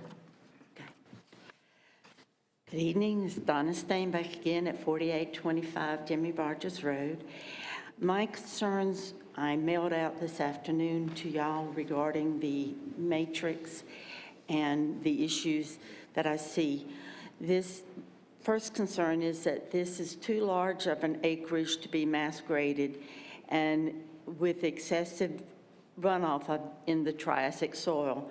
Again, we're trying to, with amendments for 50-acre maximums and to have greater tree conservation. One of the comments I heard was no rock.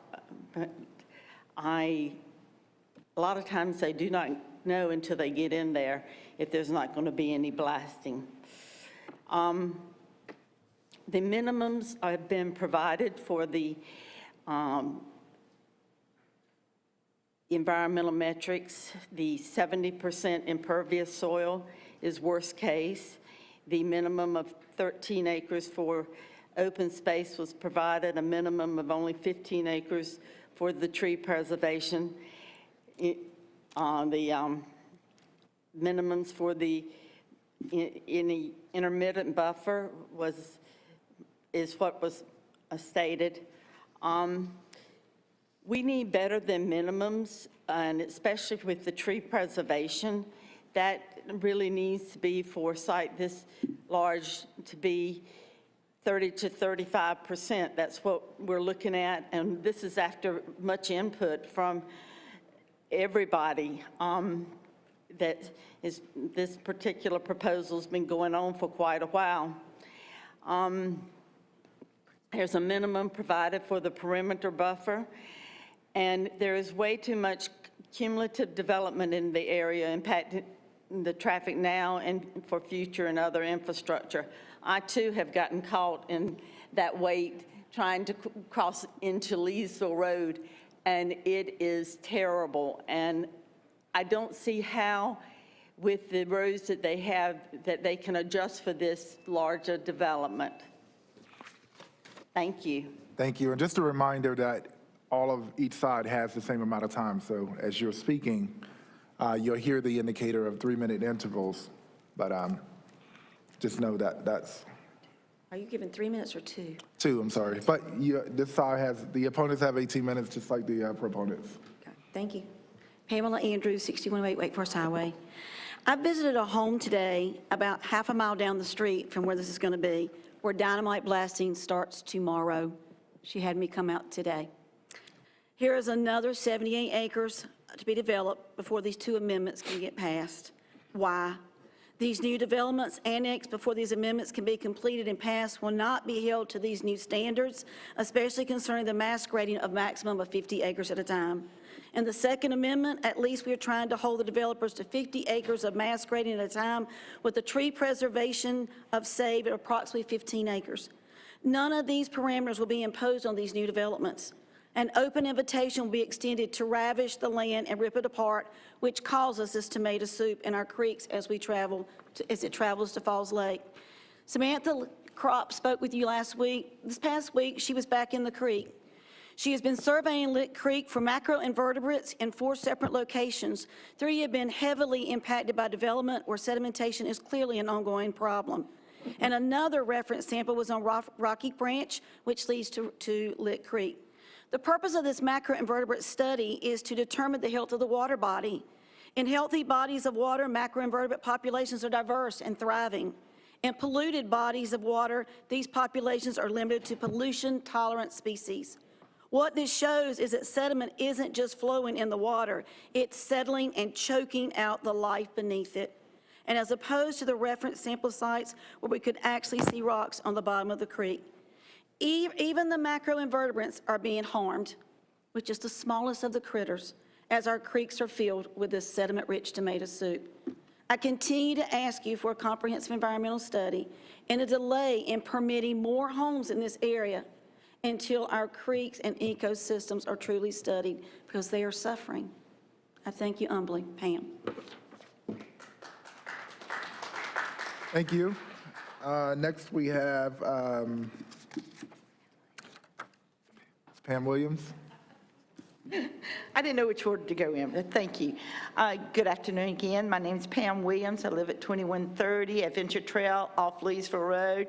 I'm in this area quite a bit. Have family live on the other side of the Wake County line, down Leesville Road. I, in fact, designed the culvert on Leesville Road at Durham County line and Wake County. I am requesting that this project be maintained at the low density. The proposed density is higher than anything around this area. All the roads are tree-lined, single-family homes, pastures, and farmlands in this area. A rural field is not having houses sitting on the edge of the road like a lot of the developments are having at this time. I'm requesting a 30-foot perimeter buffer, 08 capacity along the roadway on Carpenter Pond, Olive Branch, and Shady Grove.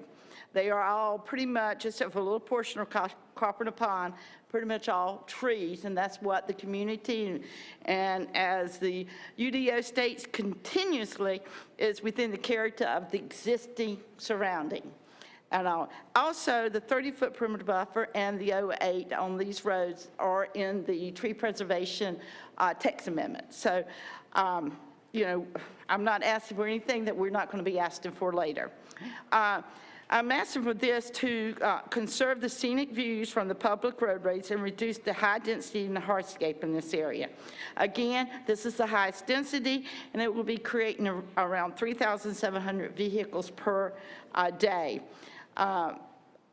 Again, this area along Lick Creek and this, and I'm also considering that little portion that's right next to Briar Creek and everything. There is over 11,000 homes approved in this area that use this road. A lot of people from Wake Forest use Carpenter Pond Road to cut through to Leesville and to Briar Creek area to get to work to RTP. And my question is, will the park be in addition to the open space? Because the open space should be around 8 acres, and the 5-acre part is that separate from the open space required. Thank you. Thank you so much. Next up, Mr. Freeman. Good evening, all. Thomas Freeman, 1818 Southview Road, Durham, lifelong resident. I'm the guy that usually stands up here and talks about Lick Creek, how filthy it is, how ruined it is, but I'll give you a break tonight. I'll talk about a process. One of it is, I'm doing this in air quotes, the unintended consequences of city annexation on nearby county taxes. Ms. Williams stated this earlier, and I'll just pick up and move with it. When Del Webb's began their project on Leesville Road, our family had a farm there and a home. We rented the home, couldn't rent the home for enough money to pay the taxes. So the unintended consequences, citizens, and I'm talking particularly to those elderly folks that live in the area of any of these annexations, your unintended consequences is your taxes are going to double. Very likely, you will have to sell because you can't afford to live to pay the taxes and live in the home that you own because of that unintended consequences. Thank you very much. Thank you, Mr. Freeman. Last card I have for in-house is James Chavis.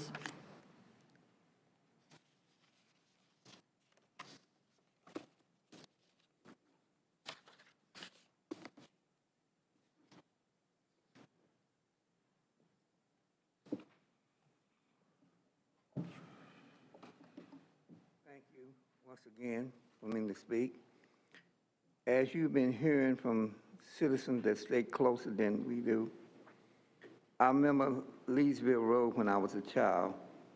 We used to take Leesville Road from Durham to go all the way to our church in Raleigh. You can't do it no more. Baptist Grove Baptist Church was my family church that we used to take Leesville Road to go all the way around there to Baptist Grove. We can't do it there no more. Even if you go down 7 and try to go all the way down to Lynn Road, it's very congested. So I'm asking you city council members, stop letting our highways and byways and streets and stuff be congested for developers to make the money and leave. You heard what the developer prior to this made in a quarter's time. Now, who's making the profit? The city of Durham, or who's causing the citizens of Durham to suffer? Is it you all that allowing them to put the burden on our backs? And is that fair? You know, I'm going to say this, and the Lord give me strength, I'm keeping account of you all. And I'm going out there in that street. And I'm going to tell them, 1, 2, 3, 4, 2 people is coming up this year. Well, 3, 4. And I'm going to tell you how y'all are sending us to hell by taxes. Because that's what you're doing. You're forcing us out our home and our races by taxes. And you claim you want to help us. You're not helping us. You're hurting us. Thank you.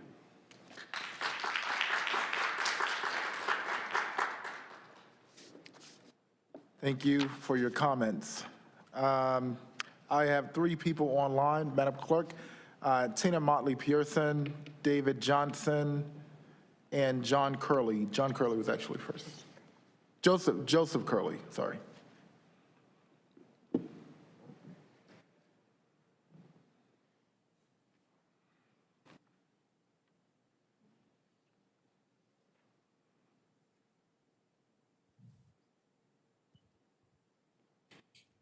Are we ready?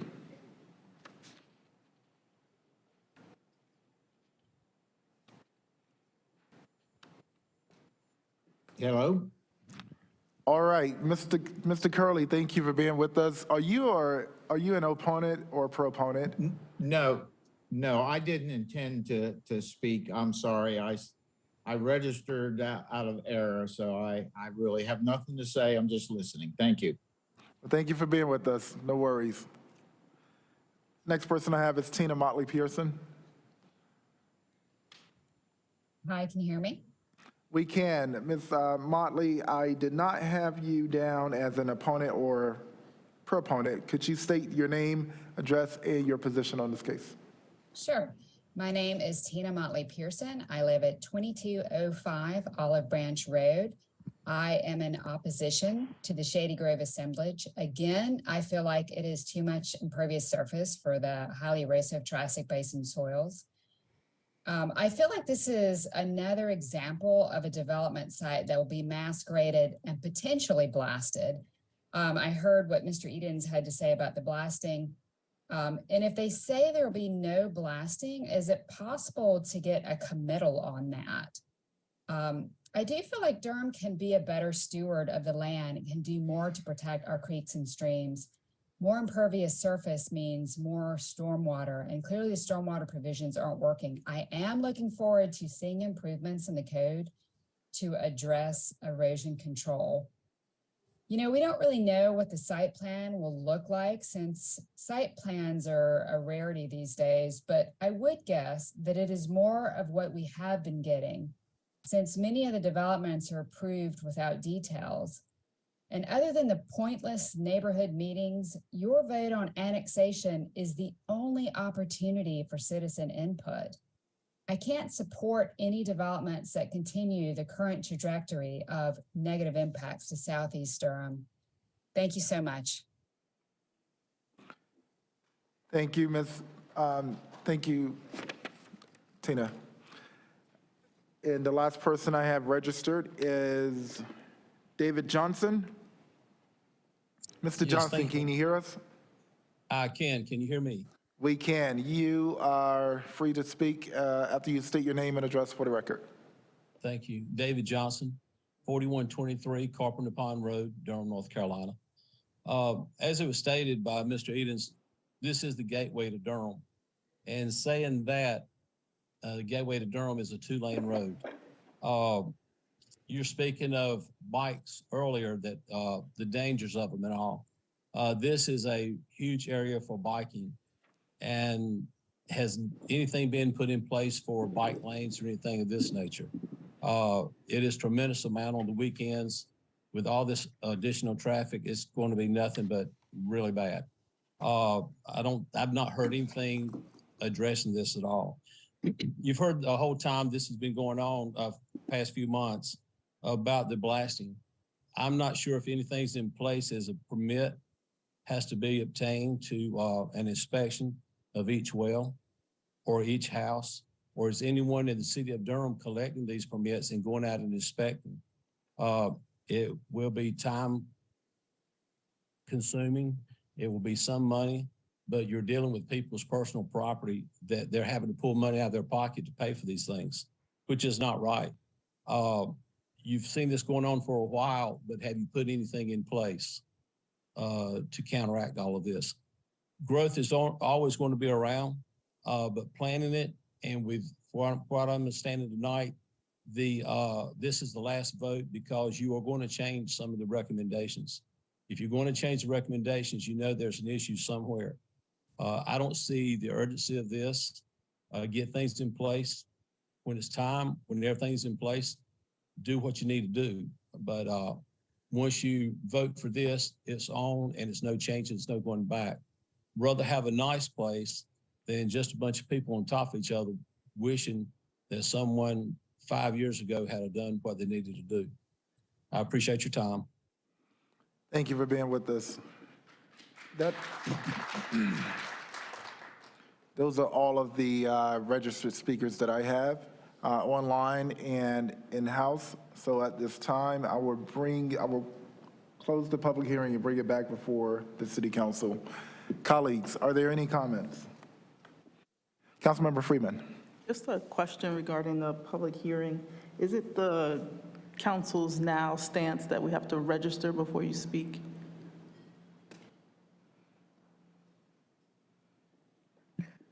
Because of the volume of people we have here tonight, I did ask them to try to make some adjustments to accommodate everybody. And so the first adjustment was made by Mayor Pro Tem to 2 minutes when we had a plethora of folk. Also, Councilman Williams has a plethora of folks, so we tried to consolidate that to make sure that everybody could have an opportunity to be heard. But what we are beginning to see is we see a trickle in as we're doing this. So at some point, we have to put a stopping point. And so that's when I asked him to stop it so that we could move on. But at the end of the meeting tonight, if we have some extra time, I think you hear one person saying they were on their way. We will try to, again, revisit it. But I did want to try to get through as many people as we have here as possible. Thank you. Any other comments? It's before the council now. Question for the builder? Oh, is that my candidate? Applicant? Yep. Councilmember Hosey Hammond. Hi, good evening. Can you just speak to the community interaction, and also, I'm just questioning about the blasting. Is it going to be blasting, not blasting? Thank you. Yes, I may have mentioned, we had, I think, 4 different neighborhood meetings throughout. And again, I met with neighbors several times, several trips out, wrote letters. I wrote letters to neighbors documenting what we talked about and agreed to, and gave them sketches. Here's your fencing, here's a 50-foot buffer, which exceeds the perimeter buffer. So I had a lot of engagement with the neighbors. I even met with City of Raleigh residents on the eastern side of Shady Grove Road just to hear their concerns, but you know, City of Raleigh residents. But yeah, so we had a lot of involvement. As far as blasting goes, I mean, all I can go on as, I'm an engineer by trade, is just we hire a geotechnical engineer and then we do the report. And they look at preliminary sketches we have, and they make sure that they drill a test hole where the ponds are going to be, because we know we're digging out of the ground to build the stormwater ponds, or they put it where the roads are going to be because we need certain subsurface conditions for that. And all I've found from the report is just out of those 17 holes that we drilled, there was no rock found, and there was no bedrock. It's called bedrock at the bottom where the auger refused. So that's all I can go on. It doesn't say there's not rock. I'm not saying there's not rock. I mean, we developed a site on Herndon Road that the site south of it had no rock. Our site, it just rock cropped up, and that happens. But typically, when you've got this much of a cross section with no bedrock, there may be what's called partially weathered rock at the surface, but those are thin layers that are always ripped out with equipment. There's no blasting. I mean, developers are not looking to blast. You know, we're not out there with firecrackers, you know, just, we don't want to do that. It's very expensive to blast, so we adjust our grading plans and do everything we can to avoid it, because you can kill a project very easily with blasting, so we try to avoid that. Thank you. Any other comments, colleagues? Councilmember Freeman?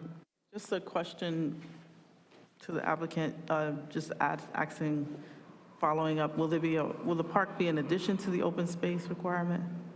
Yeah, I believe the way it's segregated out on the development plan, because this is one of the last ones that'll have the development plan, but it's the city park is shown at the entrance to Shady Grove, but the community itself will have to have its own open space and active open space independent of the park. So let's say the park's 5 acres and there's 73 acres left for the community. We'll have to provide that minimum 16% open space with a certain amount of active there, plus what's been done at the park, because we're not double dipping is the answer. Yeah. Thank you, that was all. Any other comments? All right, I'll share just a few. I listen intentionally with all of the comments that are shared with us, for or against. And we want to fund programs that we know are working like heart. And we want infrastructure. And we want to fix sidewalks. And we want to make sure we have protected bike lanes. But no one wants us to generate the revenue to get there. And I hear a lot of hand clapping tonight. What are you going to do about the two people that actually, sometimes we actually bring experiences to this council from conversations with each of you in the community, whether you're here tonight or out and about. Sometimes we bring experiences that we actually live every day. So I want to know, what are we going to do about the two people that actually work for me that are homeless? What are we going to do about the people who are trying to have a roof over their head? And I'm asking the folks that keep on speaking to have a roof over their head already. I just want to know. And that's something I want to ask rhetorically, and I want to make sure that we can start answering that question. Because we can clearly be against something, but I've yet to hear, what are we going to do about the people who are looking for a home? And that is something that I'm really concerned about. So those are my comments, and others have had theirs. And at this point, I will call, if there are no other comments amongst my colleagues, I will call for a motion on this case. All right, so at this time, we have a motion to adopt an ordinance annexing Shady Grove Assemblage into the city of Durham effective March 31st, 2023, and to authorize the city manager to enter into a utility extension agreement with Eden's Investments. So moved. It's been moved and seconded. Councilmember Johnson and Caballero. Madam Clerk, can you please open the vote?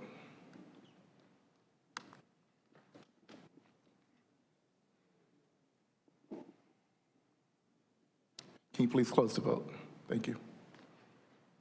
The motion passes 4-3 with Mayor O'Neill, Councilmember Freeman, and Councilmember Holsey-Hyman voting no. Thank you. Motion number 2.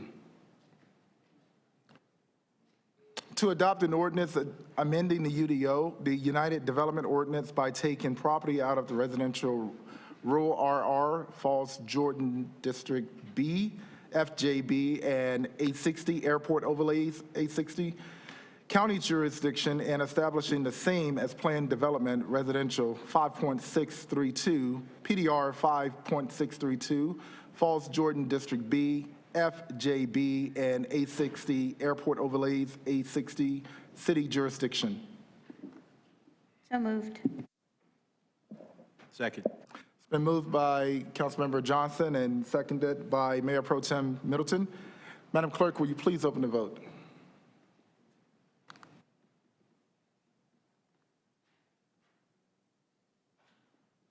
Can you please close the vote?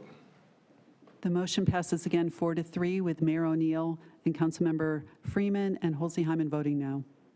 Thank you. And finally, motion number 3, to adopt a consistency statement as required by North Carolina General Statute 160D-605. Move to adopt consistency. Second. It's been moved by Mayor Pro Tem Middleton and seconded by Councilmember Johnson. Madam Clerk, can you please open the vote? Can you please close the vote?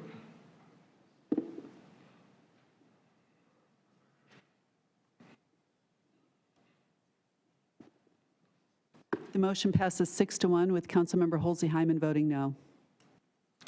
Thank you.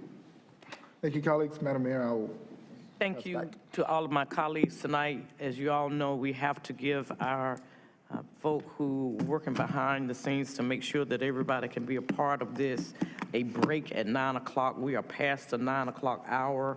I would ask that we come back in 10 minutes at 9:17. Thank you all for your patience.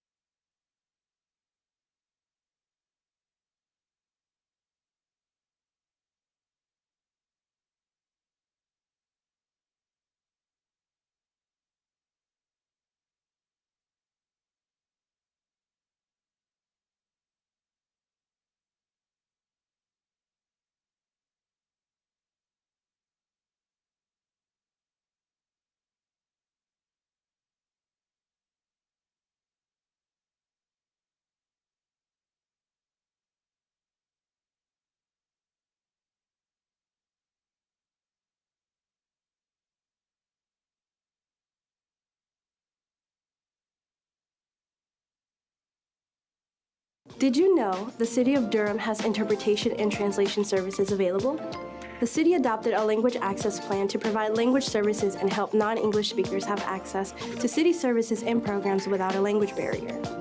Through the city's language access plan, residents have the right to request interpretation and translation services free of charge, receive translation of vital documents and emergency communications in Spanish, and submit complaints of language discrimination or on the failure to adequately provide services in accordance with the city's language access plan policy.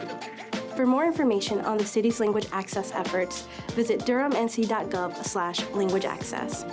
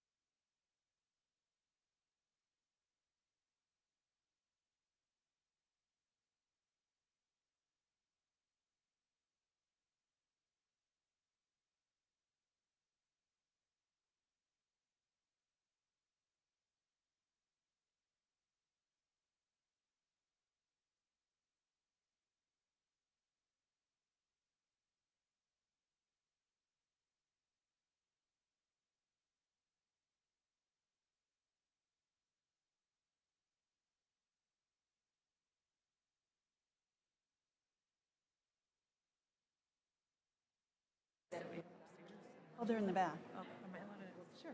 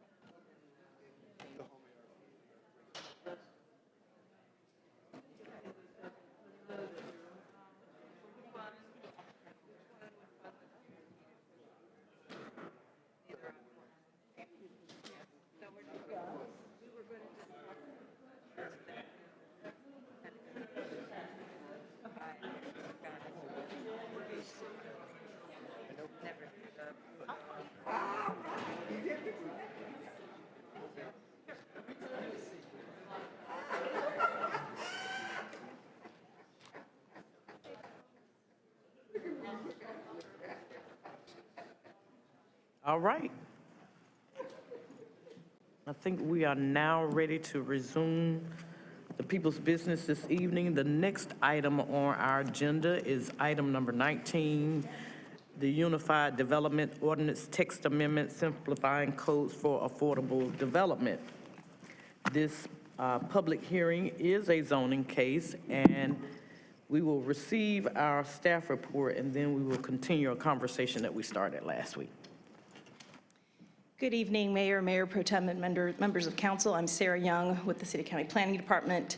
This text amendment, case TC 2201, Simplifying Codes for Affordable Development, or SCAD as it is often referred to, is a privately initiated text amendment that proposes to amend various provisions of the UDO in order to incentivize affordable housing and to allow additional flexibility in siting and design, predominantly targeted at developing infill housing and small-scale commercial opportunities. The applicant team is here to present their amendments tonight. The Planning Commission recommended denial on December 13th by a vote of 6-6. In addition to their comments, they unanimously supported a report from their subcommittee, which has been included in your agenda materials. This item has not yet been scheduled for consideration by the Board of County Commissioners. Pending the outcome tonight, staff will schedule the appropriate next available date for their public hearing on these amendments. A modification of the effective date may be required to maintain a unified ordinance. As a reminder, 2 motions are required for this item, the first being a motion to amend the Unified Development Ordinance, and the second to approve the corresponding consistency statement. And staff and the applicant are available for questions. Thank you, Ms. Young. You have heard the report from staff, Ms. Young, and I'm now going to declare this public hearing open. First, I do have a couple of comments. I'm glad to see everybody in the space tonight. We have a fairly packed audience here tonight at the late hour, and we have a lot of people on Zoom as well, and we've gotten a lot of emails, at least I have been checking mine, from folks who are very interested in this matter, which is very important to the city of Durham. At last time that we had this conversation at our work session, I had a request of council, and we also had a discussion, a kind of lengthy discussion. I don't know that everybody was here, but at that time, my request was that we would have this particular public hearing as a standalone hearing, because we have a lot of people who are interested, and at that time, we even had some folk who were asking for a stated amount of time. And as you can see with the cards that I have here tonight, we have about 44 speakers in person here signed up tonight, and we also had a number of speakers, as I indicated earlier, on the internet. The second part of my request, though, goes basically to the complexities and length and unprecedented nature of this request and our consideration. And for the 3 of us who are newer on this council, I understand that there have many, they have been sitting with this information, as I understand it, for some of us, not on the council, but in the public, for about a year, is what I've been told. And we have not, at least the 3 newest of us, have not been sitting with this information for 1 year. And as I indicated to council last week, on my 3rd reading now of it, it is a kind of technical document that does need to have a place for us to land and to kind of understand how this plays out in actuality to the best that we can figure. So at that point, I did ask staff if they would have time to accommodate that recommendation in helping us to understand how some of these very technical sort of amendments play out, or they think will play out in the real world, and whether they would be able to do that. If I remember correctly, Ms. Young indicated that she has been primarily the one that's been doing a lot of this lifting and would come back today with a date by which she thought she would be able to give to the council those additional information. Now, I understand that from our attorney, it is a majority vote as to whether we proceed tonight or not. But I did want to give Ms. Young the opportunity to say if she had been able to get a date. I do think that I saw an email earlier that said a date of May 1st, but I don't want to speak for her. I want her to tell us that date tonight. Thank you, Mayor. Yes, staff went back and looked, and May 1st did seem like a viable date. Should the council wish to continue this, that would give staff sufficient time to do that in-depth analysis that was requested. And so that's what I would be asking for as the mayor, is that date in order to make that accommodation. But as I understand from our attorney, that would require a majority vote of the council. Would that be correct, Attorney Rayburn? Thank you. So that will be my request, is to move this matter to May 1st to accommodate that. I'd like to make a motion that we move to the May 1st date. Second. Discussion. Yes, you may. Yeah, I was, one of the biggest things for me was just ensuring that this was not an up or down vote. It is a lot of information, and there are things in it that I like, there are things that I don't like, but I did my homework. And after that, and that's the main thing that stands up for me, just being able to discuss through this. I'm just a little concerned that we've been at this for a year. And it seemed to be, it seemed to be a little organized to delay this tactically. And I will go with whatever way the council determines to go tonight. I am ready to hear it. I want to be, there's a lot of questions coming at me about this project. I've read it. I'm ready to ask the applicants questions. I'm ready to hear the residents' proposition for it or opposition and get to it. But I don't, it's been delayed 90 days from Planning Commission, and it's been a year. So I would like to hear it. I'd like to go forward, but it's up to you all as a council. Sure. Mayor Pro Tem. Thank you, Madam Mayor. I've lived with this for some time now, reading it, studying it, and as just the immediate past chair of the JCCPC. So I'm prepared tonight to treat the matter and hear it. However, I can't think of a compelling reason when the mayor and colleagues say that they need more time, and if that time will serve a better informed decision, then I'm hard-pressed to find a reason not to agree with that. This isn't even about the substance of the issue. If colleagues are asking for more time to better engage in the substance, that would be a different matter if we just, disagreed on substance and we were going to have a substantive debate. But if colleagues feel that they need more time to better serve the people of this city by having more time to study and ingest, I can't find a compelling reason to not go with that. Thank you. Councilwoman Caballero. Thank you. I had a couple clarifying questions because at our work session discussion, there were several different options presented. One of them, which was the May 1st, was because of that's a standing council meeting. And so I'm a bit confused because if we're saying we're only taking up this item on that night, I guess my question to staff is this the only public hearing scheduled for May 1st? Okay. Because otherwise, I would not want to postpone anywhere close to that. I would want to have a special meeting and just hear it. I don't feel like it's a fair thing to ask for that kind of delay.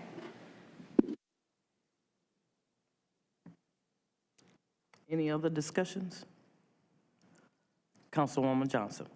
Thank you, Madam Mayor. I'm prepared to hear this tonight. Of course, it seems like the majority of the council would rather delay. I'm wondering if we can schedule a special meeting in the next couple of weeks rather than waiting until May just to hear this item. I believe that was one of the options that was available to us, if folks are agreeable to that.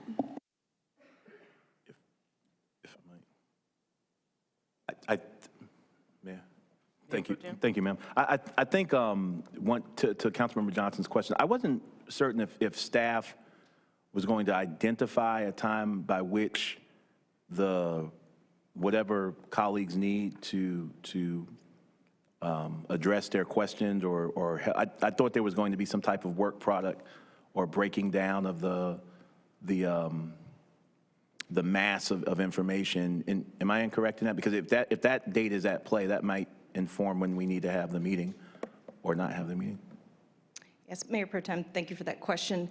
My understanding from the work session discussion was that the request was to better understand what the actual regulations mean in terms of what the resulting difference would be from what we have today. So a little more digestion and explanation, as well as staff recommendation on the proposed changes. So that is my recollection of what was requested at the work session.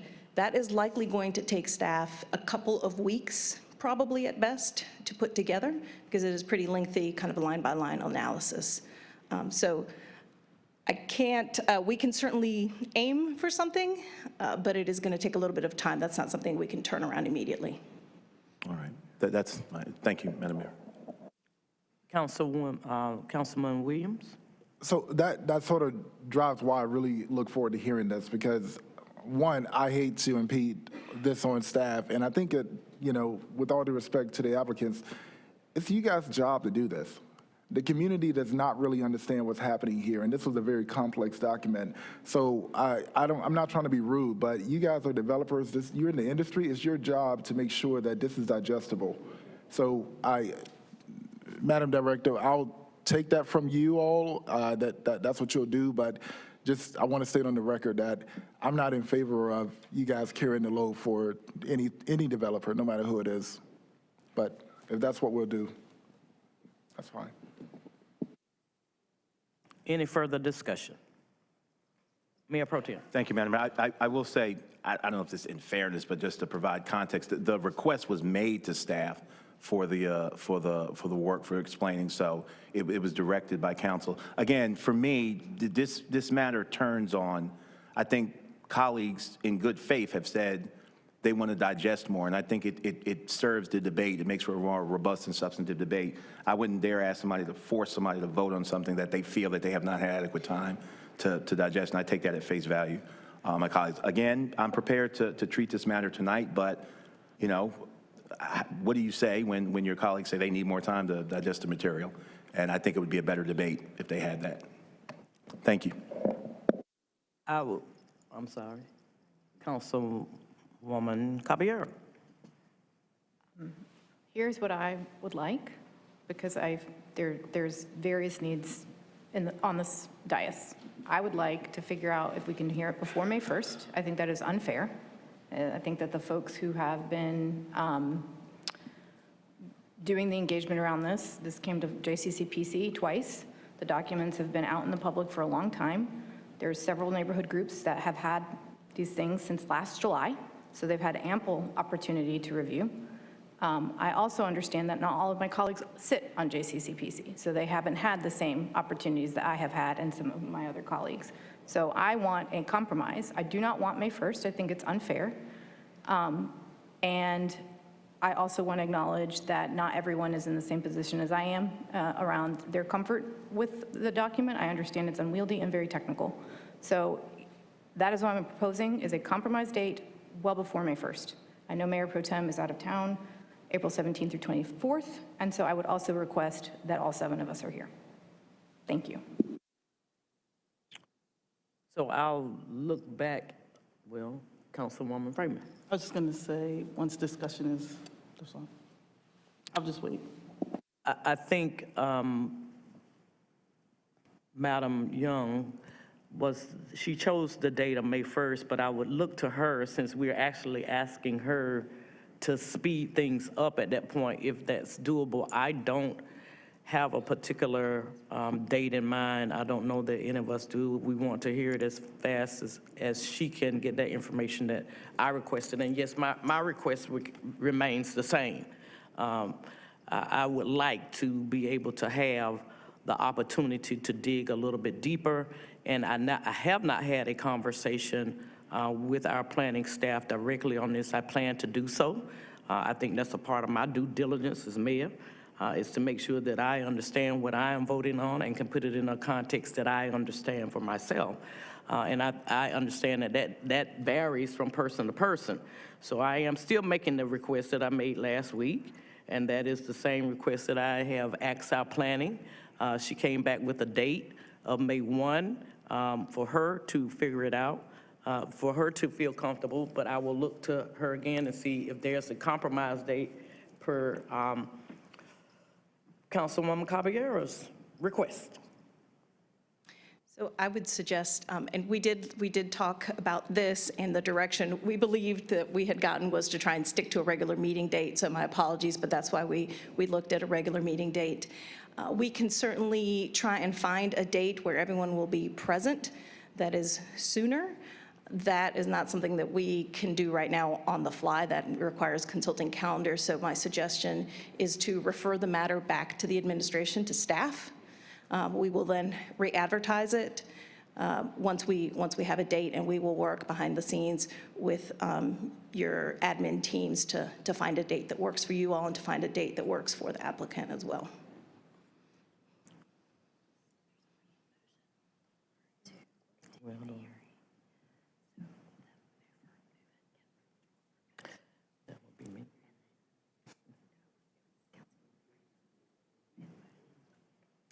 All right, trying to get some technical advice on where we move it. I think Councilman Freeman had tried to offer a motion, and Councilman Muhammad seconded.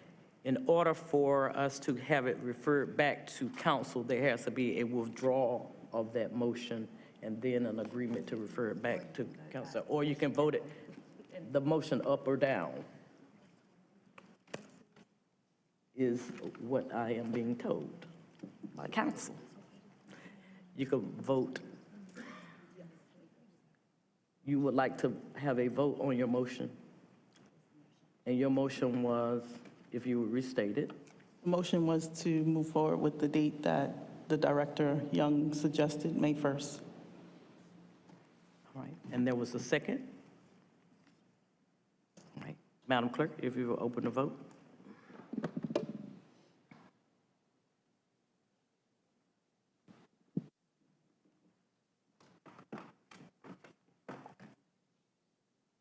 If you close the vote.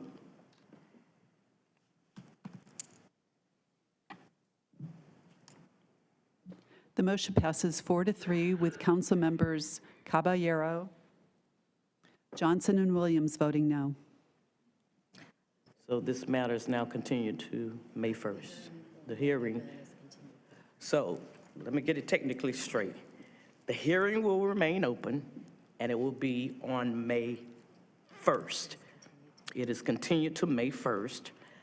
I would ask also, because we have a number of people, there have been a couple of people who have requested longer periods of time. I don't know that we can honor that.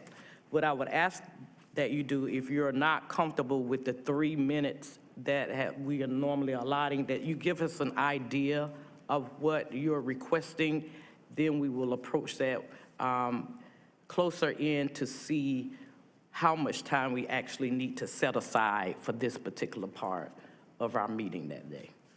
I cannot guarantee you that you will be given, I think one group asked for an hour, another group asked for an hour. I do want to know what requests we have before we get to that time so that we can try to make some accommodations. I will take it that all 43 people who are here tonight would still want to speak on that day, as well as the 7 or 8 that are on the internet as well. But if there are others out there, please, as much as you can, sign up in advance so we will make sure that we can accommodate to the best that we can all those who wish to be heard. We thank you all for being here tonight and for caring about this important issue. Your presence means a lot.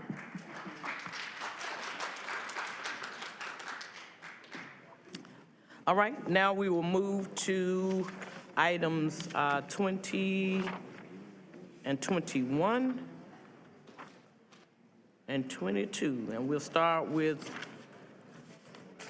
Councilwoman Freeman will lead us through 20, and then Councilwoman Johnson will take up the rear and lead us through the last two items on our agenda tonight. Councilwoman Freeman. Thank you, Madam Mayor. I'm going to allow the room to clear. I'm going to allow the room to, yeah.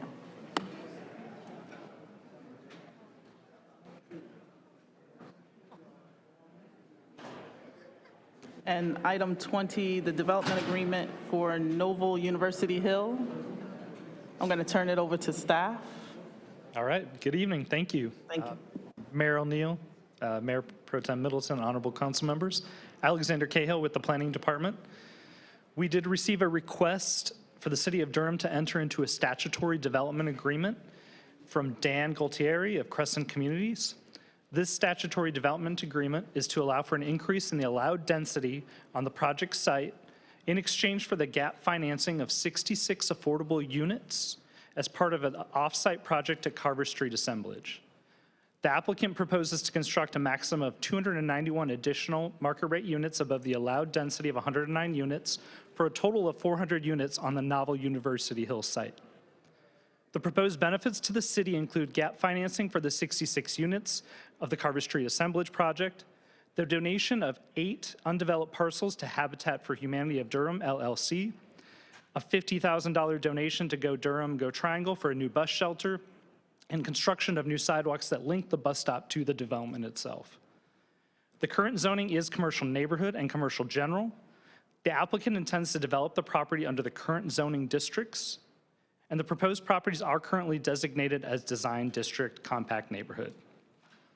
Pursuant to North Carolina General Statute, a municipality may enter into a development agreement with an entity for the development of property through the adoption of an ordinance by the governing body. Statutory development agreements are intended to provide for community benefits within developments that are difficult to accommodate within traditional zoning processes. Staff from the City Attorney's Office, Community Development Department, Transportation and Planning have reviewed the proposal and offered several suggestions, most all of which the applicant has incorporated into their draft development agreement. This development agreement was heard by the Planning Commission on January 10th, 2023. The Planning Commission did recommend approval by a vote of 12-0. Since the Planning Commission's public hearing, the applicant did revise the development agreement to ensure that the parcels that are being donated to Habitat for Humanity will be annexed into the city. 2 motions are required for this application to be approved tonight. The first is to adopt an ordinance approving the statutory development agreement, and the second is to approve a consistency statement. Staff and the applicant team are available to answer any questions tonight. Thank you, staff. And I do believe I have 1 card and no speakers online. Just checking with the clerk. Should be 1 speaker online in support.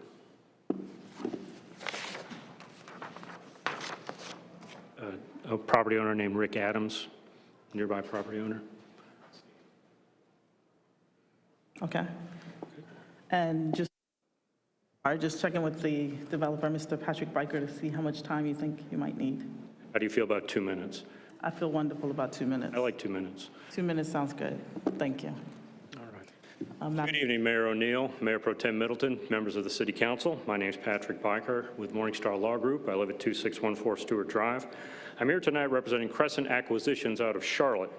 And Michael Turbity and Dan Gualtieri, the development leaders at Crescent, are here, along with Ted Heilbrunn, who is the principal with Kelly Development Company. This agenda item pertains to what will be the second development agreement between private developers and the City of Durham. It's been my professional privilege to work on both of them.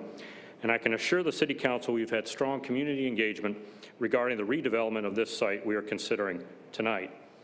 Based in part on our community engagement, I wish to highlight that this proposal is intentional about boosting pedestrian and transit infrastructure for this neighborhood, since it is in the compact neighborhood tier. Next, in regard to this development agreement, this agenda item before you tonight will leverage the resources of Crescent and deploy them in the most efficient means possible. This development agreement will provide the missing gaps financing for 66 units in the Carver Street Assemblage in Bragtown that the Planning Commission and the City Council unanimously approved back in first quarter of 2022. This will allow 66 nearly shovel-ready units to move forward expeditiously. It's no secret that Durham has several strong, deserving, affordable housing developments that would move forward but for needing full funding of the financing gap that now inevitably exists between the amount provided by a 4% low-income housing tax credit and what the high cost of construction is in 2023. This aforementioned financing gap becomes even more pernicious when a project is not located in a qualified census tract, and that is the case with the 6.5 acres we're looking at this evening along Chapel Hill Boulevard. I will wrap up and say that Crescent Communities would like to redevelop this property, put it back into productive use rather than have it remain a concrete slab. And after discussing this development agreement for approximately 1 hour, your Planning Commission unanimously recommended approval. For all these reasons, we respectfully ask for your approval tonight, and our team will be happy to answer any questions. Thank you. Thank you, Mr. Biker. And did Mr. Adams want to speak? I don't know if his hand is raised. If not, just checking to see if there's anyone else that wanted to speak on this item before I bring it back to council. Are there any questions, comments from council? If not, I'll entertain a motion to adopt an ordinance amending the... I'm sorry, Councilmember. Mr. Adams just raised his hand. Would you like to hear from him? Sure. Mr. Adams?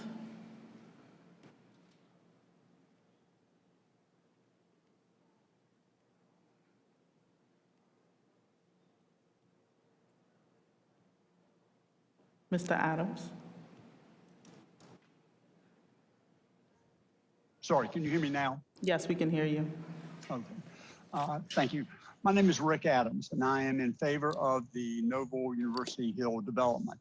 I live within 2 miles of the proposed project, and I own a commercial building at the intersection of Shannon Road and University Drive, which is within a ½ mile of the project. I am especially interested in high-quality development in Durham, and this development seems to easily meet those standards. Furthermore, I'd like to commend the City Council for its commitment to demand high-quality development in Durham, and I would like to urge the Council to accept and approve the Noble University Hill development. Thank you very much. Thank you, Mr. Adams.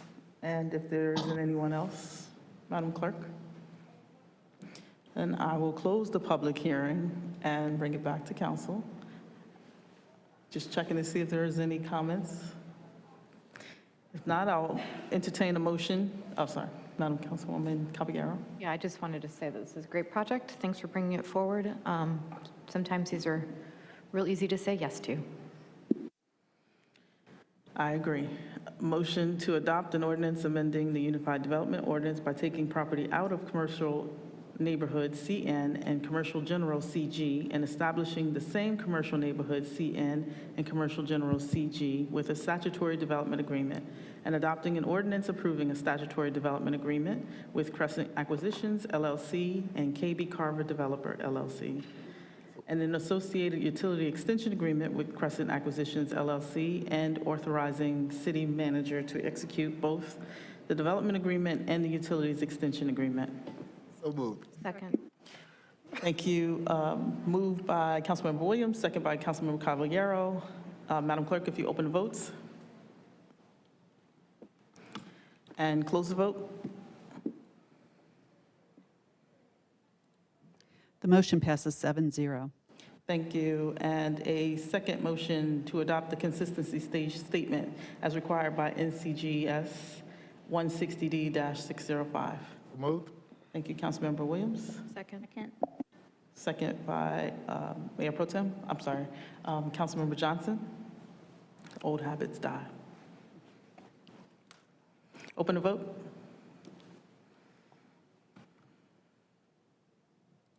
Close the vote. And the motion passes 7-0. Thank you. Thank you. And I'll turn it over to Councilmember Johnson. Thank you, Councilmember Freeman. We will proceed with item number 21, public hearing on and approval of the Home Rescue Plan ARP allocation plan, and we are ready for our staff report. Good evening, Mayor O'Neill, Mayor Pro Tem Middleton, members of council, and City Manager Page, and all in attendance hearing this presentation. I'm Colin Davis. I'm the manager of the homeless system team in the Community Development Department. The purpose of this public hearing is to receive citizen comments regarding the proposed Home ARP allocation plan. Home ARP funds were appropriated in March 2021 by Congress to address the need for homelessness assistance and supportive services. Congress appropriated $5 billion in ARP funds to be administered through the Home Investment Partnerships Program, HOME, to perform 4 activities that must primarily benefit qualifying individuals and families who are homeless, at risk of homelessness, or in other vulnerable populations. The program described for the use of the $5 billion in ARP funds is the Home American Rescue Plan, or Home ARP. The City of Durham is eligible to receive $4,346,151 of Home ARP funds after the Home ARP allocation plan is submitted and approved by the U.S. Department of Housing and Urban Development. One of the requirements is for a public hearing to be held and solicit comments on the allocation plan. The draft of the Home ARP allocation plan is available for public review and was posted on February 23rd and will close on March 25th, 2023 on the Community Development Department's webpage located on the City of Durham website. Notice of this meeting was properly advertised in the Herald Sun and Kapasa newspapers, distributed via the department's general listserv, as well as posted on the Community Development Department's webpage and the City of Durham website. The City Council is being asked to approve the final draft of the Home ARP allocation plan tonight to ensure the allocation plan is submitted to HUD by March 31st, 2023. A summary of comments from this public hearing and written comments received from citizens will be included with the submission of the Home ARP allocation plan to the U.S. Department of Housing and Urban Development. Thank you. Thank you, Mr. Davis. We've heard our staff report, and I'm now going to declare this public hearing open. We have 4 people who are signed up to speak, 1 here in the chambers and 3 online. I'm going to give each person 3 minutes, and we'll start with Ms. Larissa Seibel. Welcome. Please state your name for the record, and you have 3 minutes. Hello, my name is Larissa Seibel, and I'm going to speak very briefly. As I understand it, these funds will be used to build affordable housing in the future. I do want to encourage the City Council, whether it's these funds or other funds that are needed to help people keep their homes, because there are thousands of people being evicted. In 2022, it was close to 6,000 people were being evicted, and 1,700 who were actually put out of their homes. And so I hope that you will find funds in the upcoming budget to assist people who are at risk of eviction and homelessness. And I think one of the ways of doing this is through guaranteed income, which is a payment every month that people can use to help fill a gap between their income and their housing. Their housing, as you know, is going up much faster than people's wages.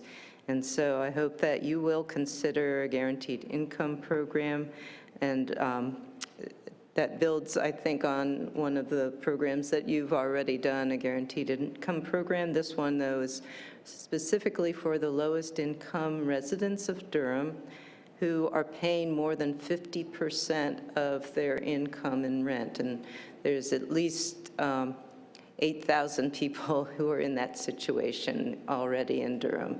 But this program would help at least 500 people.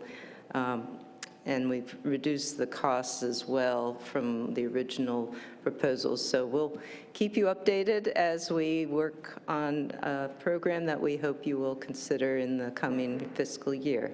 And we appreciate all that you do for affordable housing and the people here in Durham. Thank you very much. Thank you, Ms. Seibel.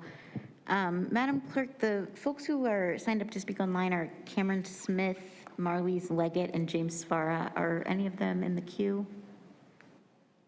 Mr. Svara was here in the chamber, but I believe he is online now. Okay, you can make him available. Thank you. Welcome, Mr. Svara. Please state your name for the record, and you have 3 minutes. Hello, this is Jim Savara, 12 Susanna Drive, from the Coalition for Affordable Housing and Transit. Sorry I wasn't able to stay until the end of the meeting. We propose that the city and county use their ARPA funds to assist extremely low-income renters with excessive rents, as Larissa said. We are changing our original proposal to use the guaranteed income approach. These very poor households paying high rents would be the target group. They would benefit from a check of up to $600 a month or $7,200 a year. The guaranteed income approach solves the problem of landlords who do not accept rental assistance by making payments directly to tenants. We propose that the program start in the coming fiscal year and provide immediate relief to 500 extremely low-income households who pay more than 50% of their income for their housing. The total cost of $3.75 million should be shared between the city and the county. $150,000 of these funds would support a nonprofit capable of both administering the program and counseling recipients of the guaranteed income. Households would receive financial counseling to improve their financial capabilities. We are very pleased that the Center for Home Ownership and Economic Development Corporation, which worked effectively on the Durham Emergency Rental Assistance Program, is interested in managing the program and advising the recipients. It is a HUD-approved housing counseling agency. We have been informed by the Community Development Department that HUD regulations apply to the home ARP funds, and HUD does not permit direct payments to individuals. Therefore, we are asking the City Council and the County Commission to use a portion of their general ARPA funds to support this guaranteed income program to lift the heavy burden of rent on extremely low-income tenant households who are at risk of eviction. This is a group that receives a lot of attention, but no direct benefits from the home ARP proposal. We don't oppose the proposal that they have made, but we do ask the council to help stabilize rental conditions now for these households in great need by using the general ARPA funds. You will receive an email with more detailed statement tomorrow. Thank you for your attention to this important issue. Thank you, Mr. Svara. Madam Clerk, are the other speakers still available in the queue? Or is there anyone else who would like to speak on item number 21? There are 2 additional individuals in the queue, but none of them have their hands raised. Okay. I will then declare this public hearing closed and the matter is back before the council. Any comments or questions from colleagues? Councilmember Freeman? No, you don't. Okay. Any comments or questions? Great. So I will accept a motion to approve the draft home ARP allocation plan for submission to the U.S. Department of Housing and Urban Development, to authorize the city manager to execute all administrative requirements and contractual documents necessary for implementation of the Home Investment Partnerships Program American Rescue Plan Home ARP Allocation Plan, to include all program agreements and related documents, and to adopt the City of Durham / U.S. Department of Housing and Urban Development Home Investment Partnerships Program Home American Rescue Plan ARP Allocation Plan Project Ordinance in the amount of $4,346,151. So moved. Second. Moved by Councilmember Williams, seconded by Councilmember Freeman. Madam Clerk, would you please open the vote?